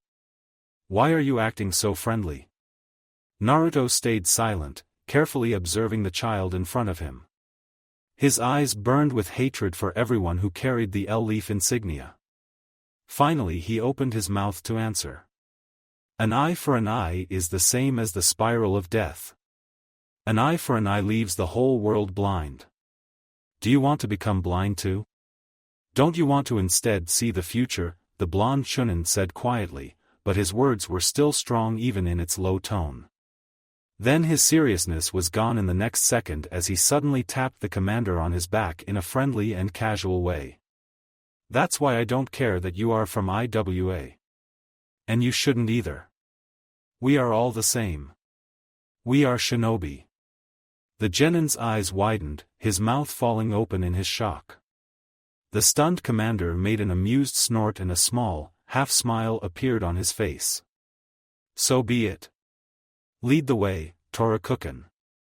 A satisfied wide grin appeared on Naruto's fine features and he grabbed the still shocked genin to drag him through half of the village, not concerned in the slightest by his struggle, his threats, his killing intent or his pathetic attempts to attack him and force him to let him go. Naruto simply dragged him all the way in a headlock until they reached Ichiraku's ramen stand, where he finally let the teen free. The entire way only the younger teens' displeased shouting, groans and bitching could be heard. Kakashi and Kitsuchi trailed behind them silently, each with an amused expression on his face. Naruto hopped down to the counter and 5 minutes later he dug deep into a steaming bowl of ramen. The commander watched from the corner of his eye as his genin and the blonde Chunin continued their bickering when they finished their bowl, each in their own manner. His genin sulking and pouting, while Toraku ate as if he was slurping the food of the gods. It was odd. The scene was so pleasant it almost unnerved him. Shiko was in the process of absolutely forgetting that he was talking to a foreign shinobi, the one who he wanted to skin alive half an hour ago, just because of instincts. Their laughter filled the small stand and even the up till then restrained Hatake Kakashi joined in the conversation, but his one visible eye was on high alert every time he glanced at the brawny shinobi on the other end of the counter. Well, what do we have here? Bonding between the nations. I like that scene. The commander tensed when the new voice reached him and another blonde stepped into the small stand. He was close. He was too close for Kitsuchi's liking. Shiko glanced back at the newcomer with an annoyed expression on his face for interrupting their chat while the blonde Chunin only grinned and waved. Hello, Tukizan. The usual if you would be so kind. Minato smiled at the named man, who nodded with a knowing smile on his face and made a bow behind the counter after his eyes traveled to the two foreign shinobi. Minato casually sat down on the last empty seat between Kakashi and his relative, not concerned by the sudden silence and tensed muscles from the IWA commander and the curious but also annoyed glance from the foreign genin. He acted informally, even his appearance was casual.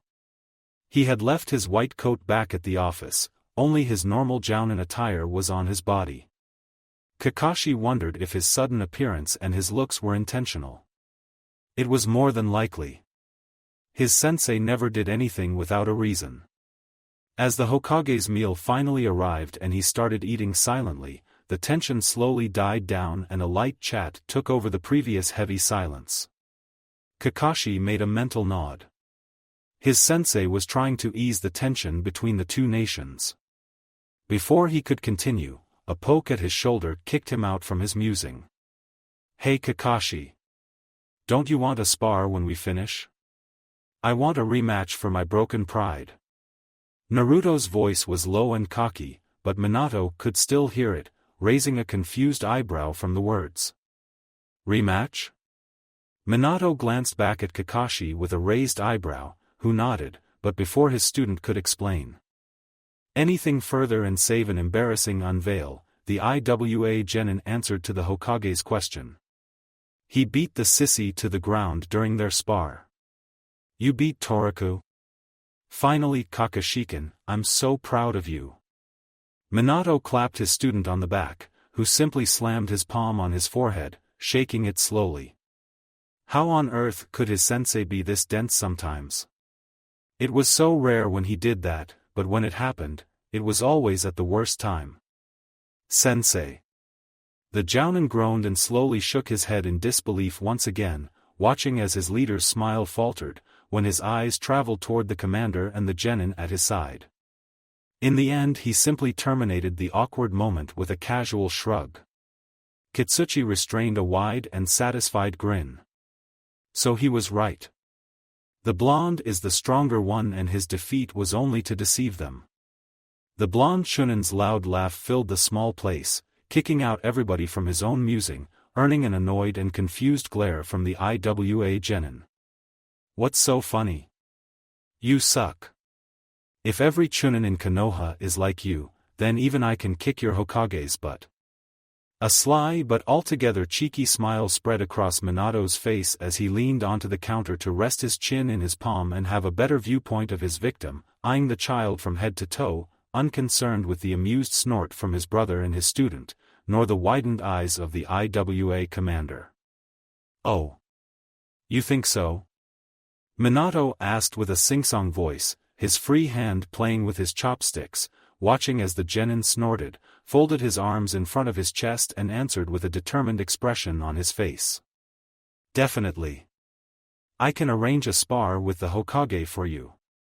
Minato continued playing with his chopsticks casually, and sent a warning side glance to Kakashi, who opened his mouth to scold the child. The genin also moved his lips to retort, when Minato sent him a sly, provoking smirk, but Kitsuchi's low, almost unnoticeable voice stopped the genin from answering to the challenge. "Shikoken. You didn't seen the village leader when we were in the office, did you?" The genin glanced up to the commander and shrugged. "No. You were always right in front of me. But my uncle said that he once had met him on a mission before he retired some years ago. He told me that he fought while his hair was dyed pink." "What Kage wannabe dyes his hair pink? He must be some fashion junkie pansy boy." His only answer was silence, forcing the boy to glance back to the frozen audience with a questioning look on his face. "What?" Naruto burst out with whining laughter as a response, continuously patting his frozen leader's back as Minato's sly smirk slowly slipped to the side, while Kakashi disappeared under the counter to hide his reaction. However, Naruto didn't have that kind of restraint. His guffaws filled the small ramen stand and most likely echoed around several streets in the district, and he had to grab his side when it started to sting by the force.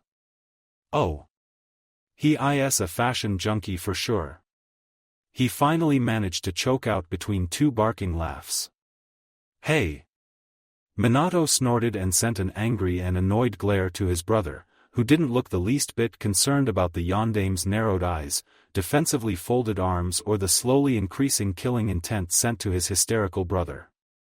Kitsuchi watched the scene with an open mouth.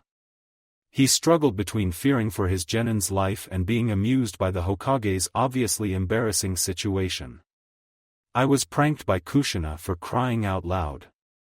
Minato grumbled behind his gritted teeth, but his voice was suppressed by Naruto's increasing laughter, which was very slowly dying down into small chuckles, while Minato's whole face turned bright red. Even his ears flamed in the crimson color. I remember that.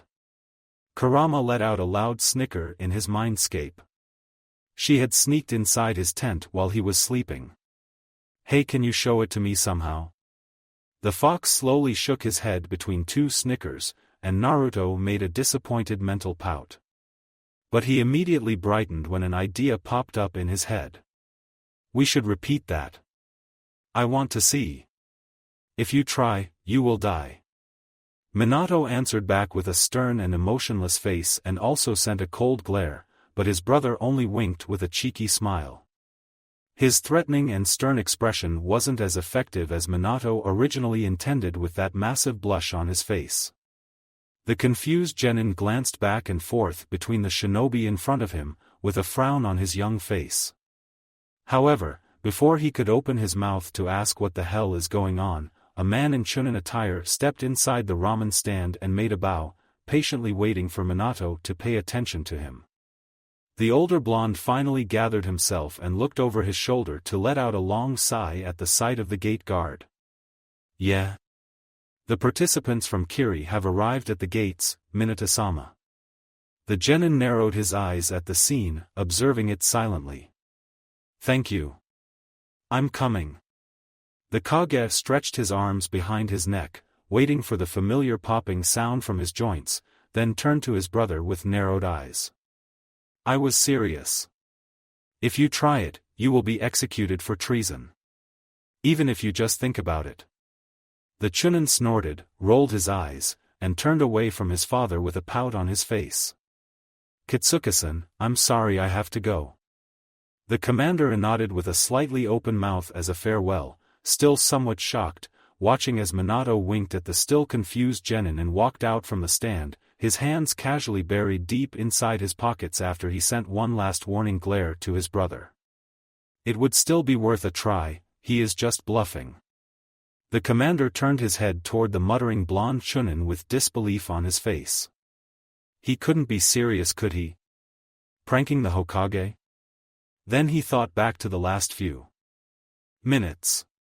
Everything was so different than what he first thought when the Hokage had stepped inside the stand. He was carefree, friendly, cheerful and casual. He wasn't behaving like what the rumors had about him. He wasn't a cold-hearted killer. He was powerful. He would never deny it. Even when embarrassed to death, Kitsuchi could still feel the powerful aura hovering around him continuously. Like there were two different personalities in that man. Calm and powerful when he acted like a Kage, like during the Iwa Nin's captivity, and now without his hat he was so casual and friendly, like anyone else. Maybe they weren't as different as he first thought. Shiko's voice kicked him out from his musing. Who was that guy? Naruto burst out laughing again and waved a dismissive hand. My brother. Is he also one of the Chunin exam proctors? Kakashi opened his mouth to answer, but Naruto silenced him by clapping his hand over his mouth with a cheeky smile on his face as he winked at the Iwa commander while he answered. Yeah, something like that. Kitsuchi slowly shook his head and let out a long sigh. Come on, Shiko, we should get back. You'll have a long day tomorrow. They left the stand, followed by Kakashi's narrowed gaze. He and Naruto stayed there for a little while longer before they also departed toward the Hokage Tower.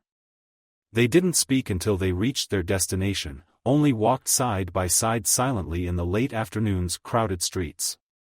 But apparently Kakashi lost his patience and his composure as he let out his worrying thoughts. What's wrong with you?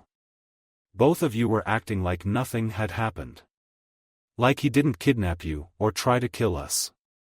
Kakashi, real strength isn't measured with strong jutsus. The real strength of a person is his willpower. He is stronger than you if he has the strength to forgive. You should also seek that kind of power. The Jonin imperceptibly flinched, and stayed silent for a long minute before he finally turned his head toward the blonde teen. If someone killed your friend, would you be able to forgive? Naruto observed the teen cautiously, and he really hoped that the roller coaster of his emotions couldn't be seen on his face. He had been able to forgive Nagato. Was he really ready to forgive Obito if he faced him? Was he ready to save him from the darkness? The blonde chewed on his lower lips before he answered. I am willing to forgive and save any soul from the circle of hatred. Kakashi frowned. He hadn't actually answered in theory. It was a sheer statement. A declaration maybe to himself. A sudden new presence stopped the flood of his thoughts. He turned his head to the side to face 3 genin teams from Kiri, heading toward the Hokage Tower. Obviously the teams the Chunin Guard had informed Minato about. Naruto glanced around them, observing the members carefully, one by one. So many young children. His eyes locked on the smallest one and he had to restrain a gasp. He couldn't be more than 10. Probably less, maybe 8. His eyes wandered toward the tallest one, the leader of the genin teams. Naruto blinked and only his last bit of self-control kept him from simply dropping to the ground and landing on his ass in his surprise with open mouth in a not very shinobi way. His eyes were fixed on a half-bandaged face and stern, stabbing eyes until his gaze wandered toward the Hitayat with the 4 waving lines. He couldn't help himself, he just stared directly into his face silently with an open mouth. The young foreign shinobi narrowed his eyes and stepped out from the group to stand in front of Naruto, leaning into his personal space until they were only centimeters from each other. The Chunin restrained an amused snort when he realized that the shinobi had risen onto his toes just to be at eye level with him, but the proper amount of killing intent waved away his amusement in the next second, though only for a brief moment, before it returned with increased strength. Why are you staring at me, Blondie? You want something from me? Naruto's eyes finally wandered away from his face to land on his Jounin vest for a second, before he started to look for the familiar giant sword on his back, but it seemed he hadn't gained it yet. What are you looking behind my back for? Naruto cleared his throat, to gather himself and to hide an amused snort, but he felt Kakashi's smaller hands between their bodies pushing them slightly away from each other. Sorry, but the blondie is mine, shrimp. Confrontation between the genin outside of the exam is prohibited. I suggest you go and register your teams inside the Hokage Tower instead of bothering named Blondie. Stern and cold black eyes wandered toward the newcomer, observing the young teen prodigy next to him for a long silent moment. Oh, I'm pleased. Spiky silver hair, half-face mask, Hitayat on his left eye. One of the youngest shinobi who managed to get into the bingo books. If the rumors and descriptions are true, you must be Hatake Kakashi. B-ranked Jounin. The named teen raised an eyebrow. And you would be? Momochi Zabuza, demon of the hidden mist. The silver-haired teen narrowed his eye, observing his opponent more aware than before.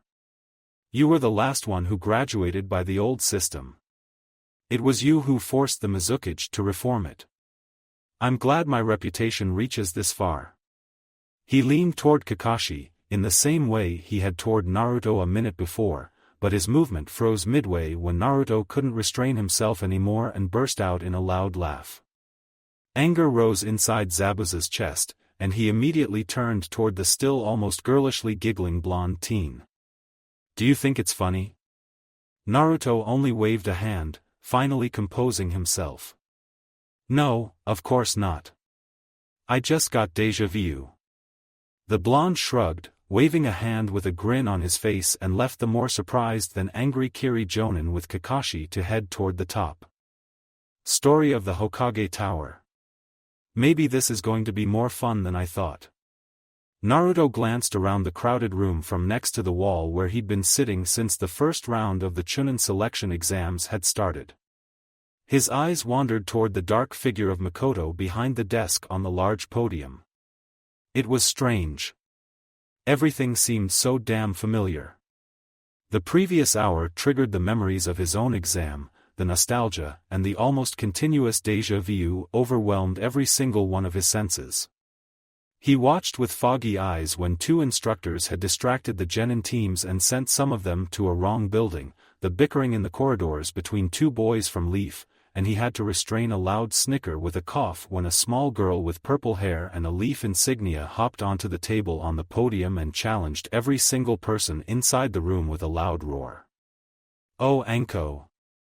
His reactions weren't missed by the head interrogator, and Naruto was sure that after the second part of the exam was finished, he would be summoned for another short session with Inoichi, or at least a long talk with his father, which was more likely to happen. The named interrogator glanced toward him and their eyes locked for a second before Naruto sent a foxy grin toward him. The scarred man rolled his eyes in response. The blonde Chunin turned his head back to the row he was assigned to watch and grimaced, and a genin from Kyumo made his last mistake and lost the chance to participate on the next session.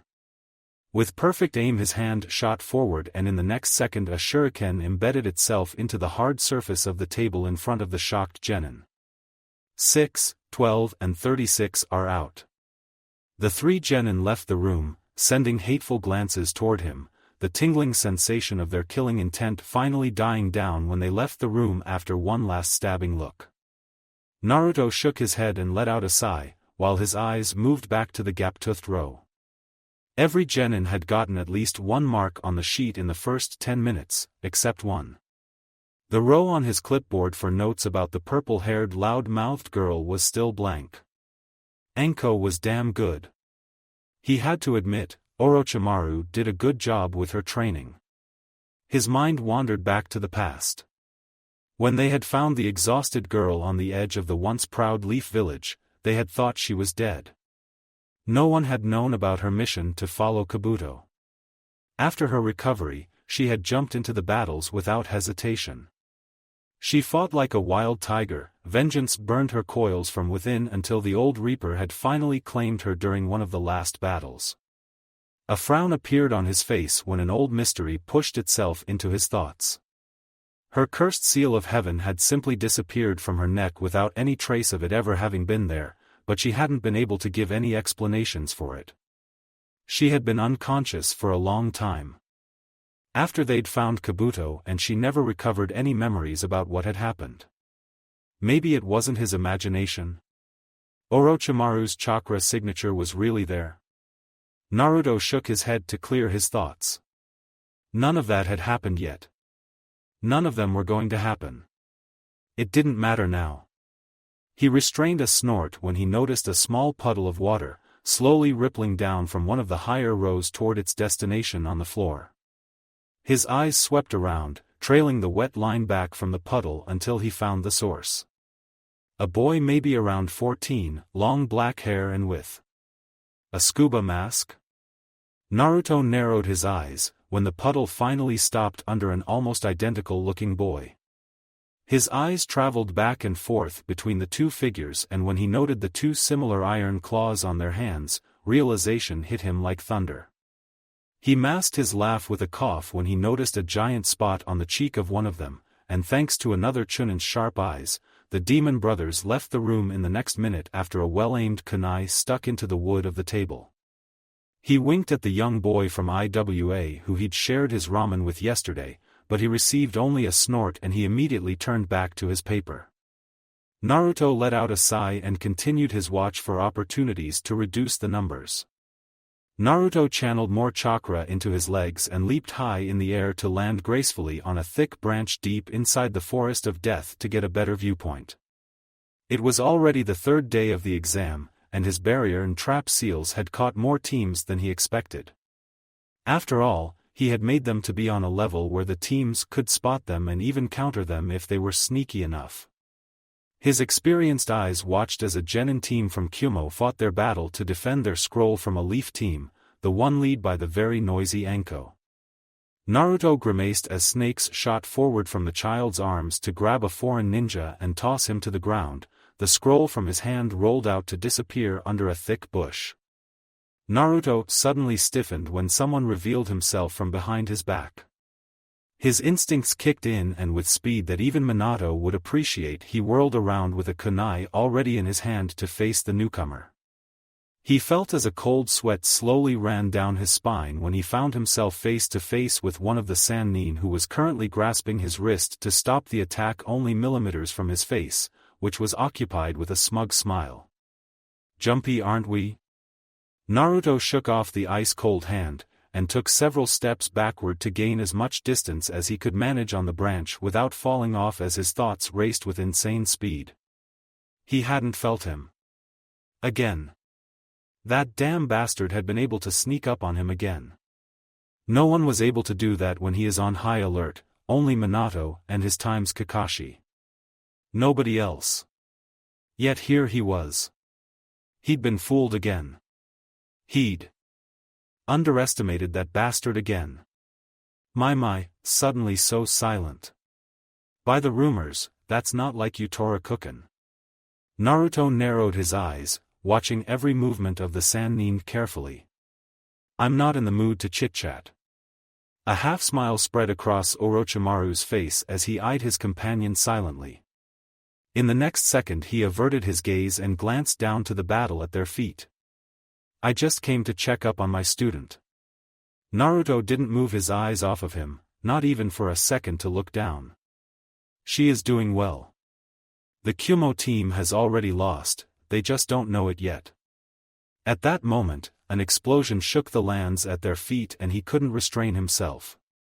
Naruto glanced down to check on what was happening as debris shot up to where they stood.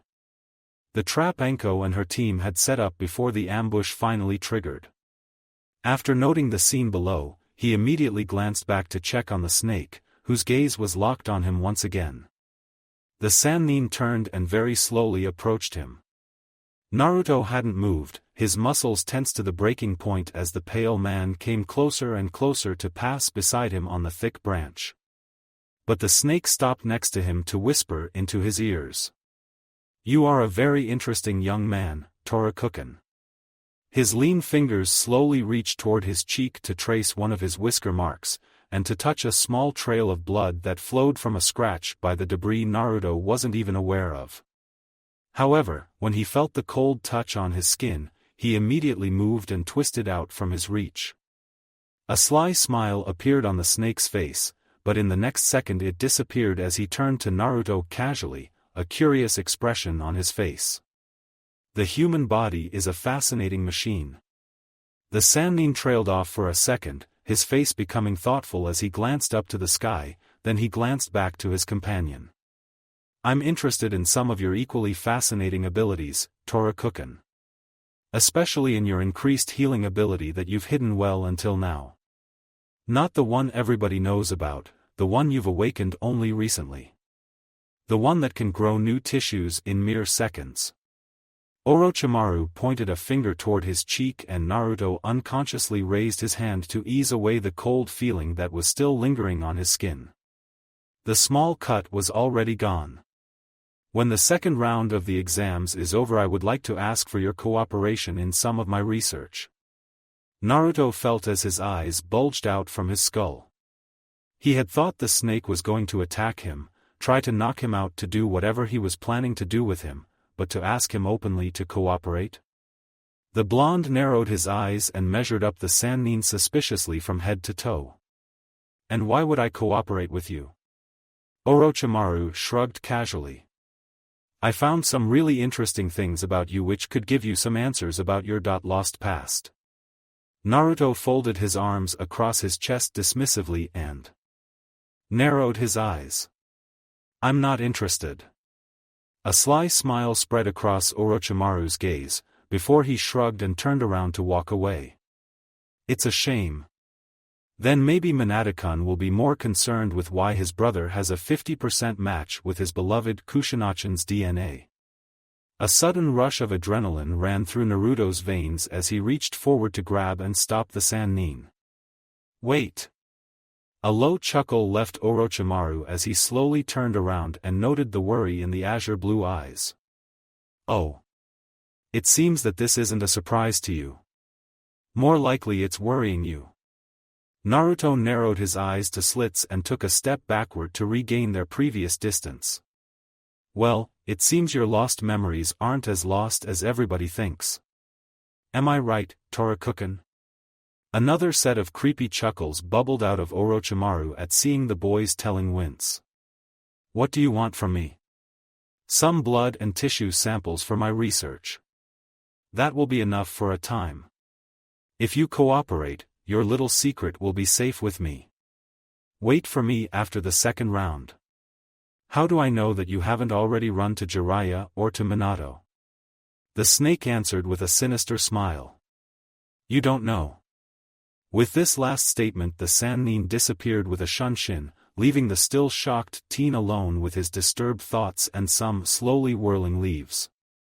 Naruto sank down on the branch as his knees gave up the battle to hold his weight, his legs hanging freely in the air while his arms clutched his head to ruffle through his blonde locks in his annoyance and fury. Enko's team had left the clearing sometime during in the middle of their confrontation. The only thing which disturbed the unnatural silence around him was the rhythmical breathing of the unconscious team from Kumo. He murmured softly into the silent woods. What should we do now, Kurama? The fox stayed in silence for a long minute, gathering his own thoughts. Have you ever heard the saying, keep your friends close but your enemies closer? Naruto snorted, and opened his mouth to respond, but he was silenced by a wave of an enormous tail in his mindscape. The fact that he knows about your connection with Kushina is disturbing, but it also gives us an opportunity. We can keep a close eye on him and we can finally know about his hideouts.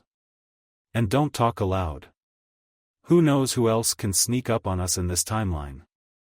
We can't make the same mistake twice. He thinks I have a bloodline or something. Kurama nodded in his mindscape as a response. Why does he ask for my permission? Why didn't he simply try to knock me out and drag me along? Don't you think it would be suspicious? The disappearance of one of the proctors would bring too much attention to him as the head supervisor. The Forest of Death is a dangerous place, but not for you, and Minato also knows this. So I should just walk inside the snake's nest willingly and cheerfully? Don't mince my words.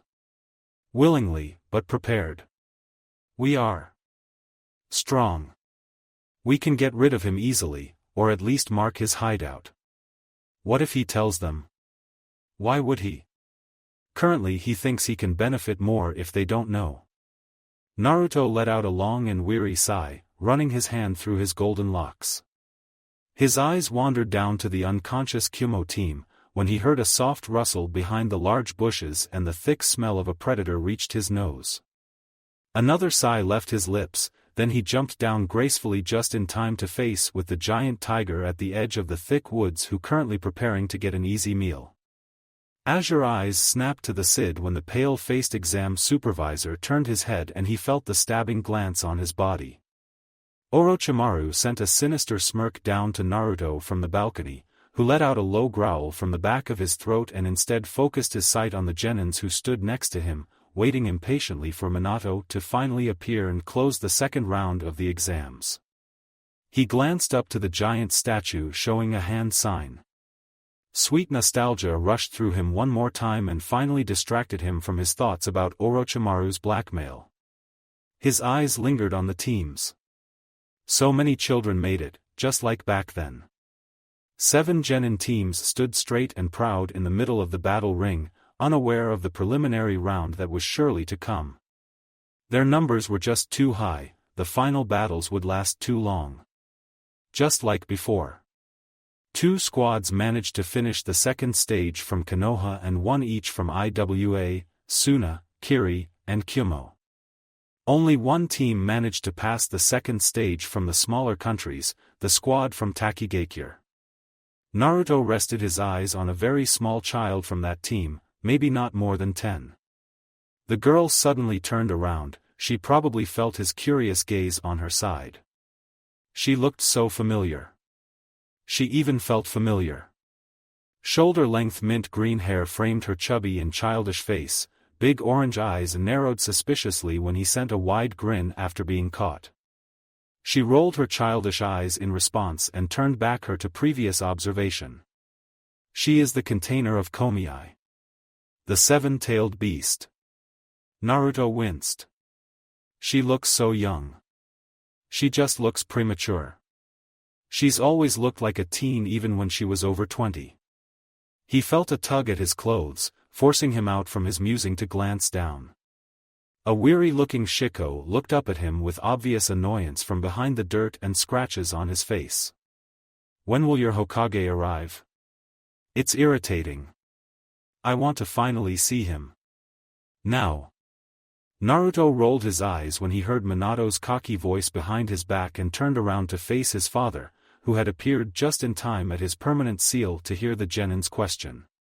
The yondaime stepped to the side and winked at the stunned Iwa genin once more, before he gracefully walked toward the small stage in front of the giant statue. His white long coat elegantly followed. The rhythm of his fluid steps, while Shiko's eyes were frozen on the giant red kanji on its back, shouting away his true identity. Yondaime Hokage? The genin stuttered to himself. See? I told you. He is a fashion junkie. Naruto sent a reassuring grin to Shiko, who was stunned and shocked to his very core, and couldn't remove his wide eyes from the softly smiling Minato as the man watched over the genin teams from the raised platform. But in the end, Shiko still managed a slow, small nod in agreement. The blonde leader cleared his throat and started his speech about the alliance between nations, the peace, the war, and also the importance of acceptance and forgiveness. Naruto's mind wandered off, his eyes moving toward the Jounin sensei and escorts of the team silently standing at the background. His eyes narrowed when he spotted the black figure of Danzo, lurking in the shadows, his gaze lingering on the members of the two Konoha teams. He is probably looking for new potential recruits for Root.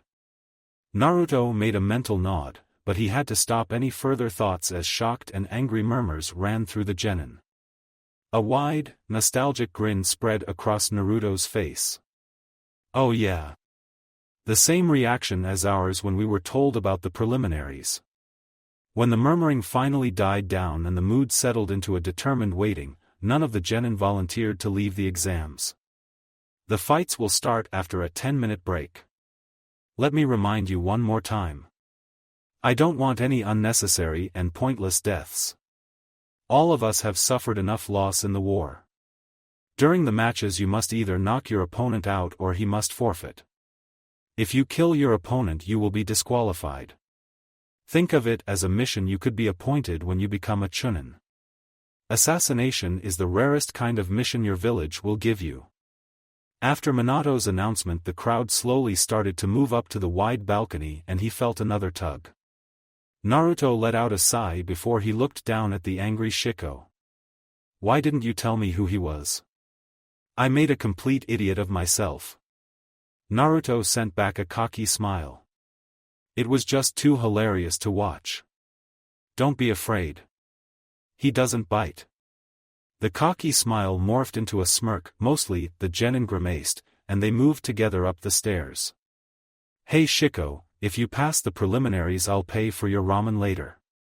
The genin snorted and passed the Hokage with flaming red ears, his thoughts wandering back to a week ago, while Naruto stopped and stayed in the background to have a word with Minato before the preliminaries started. As soon the Hokage gave his last order, Naruto moved closer to whisper into his ears. The small girl from Takigakure has the 7 tails sealed inside her. Minato glanced back with a calm face and sent back a soft smile. We know about her. We were informed in advance so we wouldn't take it as a threat, but thanks for your concern. Naruto nodded and hopped down to the middle of the battle ring to announce the first fight, only to a minute later move back to the balcony to watch from a distance, prepared to interfere if necessary. Unfortunately, he wouldn't have to wait too long. The first fight was over in 5 minutes and the next two finished almost equally fast. These genin were strong. They were more trained and experienced than his generation was back then. But it was most likely because of the war.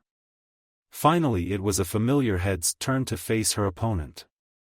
Enko hopped down from the balcony to land in a graceful crouch to face the Sand genin. The first part of their fight was most likely fooling around, based on the sour grimace on Orochimaru's face. Enko was playing with the boy in his early teens and, to his annoyance, the small girl deflected his every attack with ease. Naruto made a grimace when Enko finally decided to attack seriously and a set of familiar snakes shot forward from her arms, twisting around the terrified boy. But in the next blink, the boy was gone in a puff of smoke, his body was replaced by a wooden chair, and the panting boy reappeared in the chair's previous place next to Naruto and Minato on the balcony. "Get down here, you pansy. I'm not finished with you." Enko's harsh but childish voice sent a shiver down the boy's spine, and after a second of consideration he simply gave up the fight. He made the right decision. His reserves were running low, not to mention the multiple wounds on his body from the previous 5 days in the woods. Naruto watched as Shiko knocked out his opponent in the next round with a flashy earth jutsu. To the child's great annoyance, Naruto gave him a pat on the back as he passed by after the fight. As the end of the fights came closer and closer, Naruto became more and more nervous, and he began to send more and more sidelong glances toward Orochimaru. Each fleeting second seemed to pass by unbelievingly fast. One more round. Naruto forced his senses back to the battle at his feet. 2 boys were fighting, one from Iwa, the other from Kumo. Naruto narrowed his gaze when the flames of hatred dulled the Cloud Nin's eyes when the genin trapped Shiko's teammate, a kunai already at his throat, threatening to slice through his flesh. "Give up." The jeopardized boy narrowed his eyes, he obviously wouldn't forfeit willingly.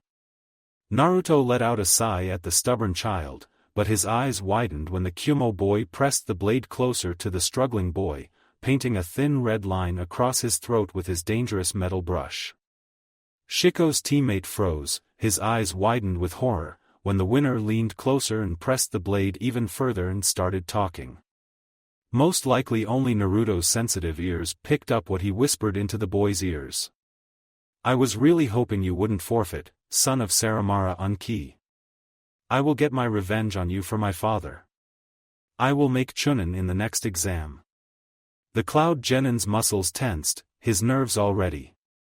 Sending the signals to move his arm, kunai in hand, to the side and make a perfect slice, but before his muscles could obey the direction, a strong hand wrapped around his wrist, stopping him in his attempt. "The winner of this match is Takagawa Takiji. Now release him," Naruto stated coldly, his hand still gripping the genin's tensed wrist, eyeing him with narrowed eyes. The boy snarled back in his anger and sent a furious glare in reply.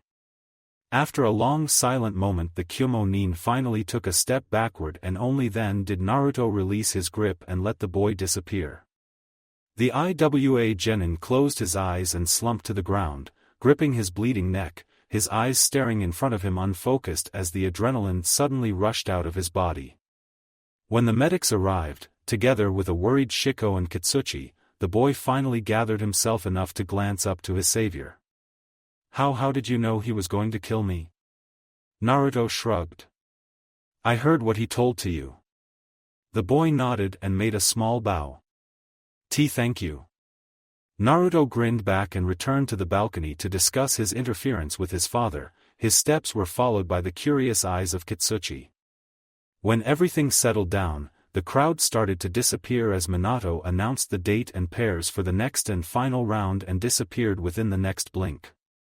As the teams were also leaving one by one, Naruto glanced around nervously, looking for the snake, but he couldn't find him.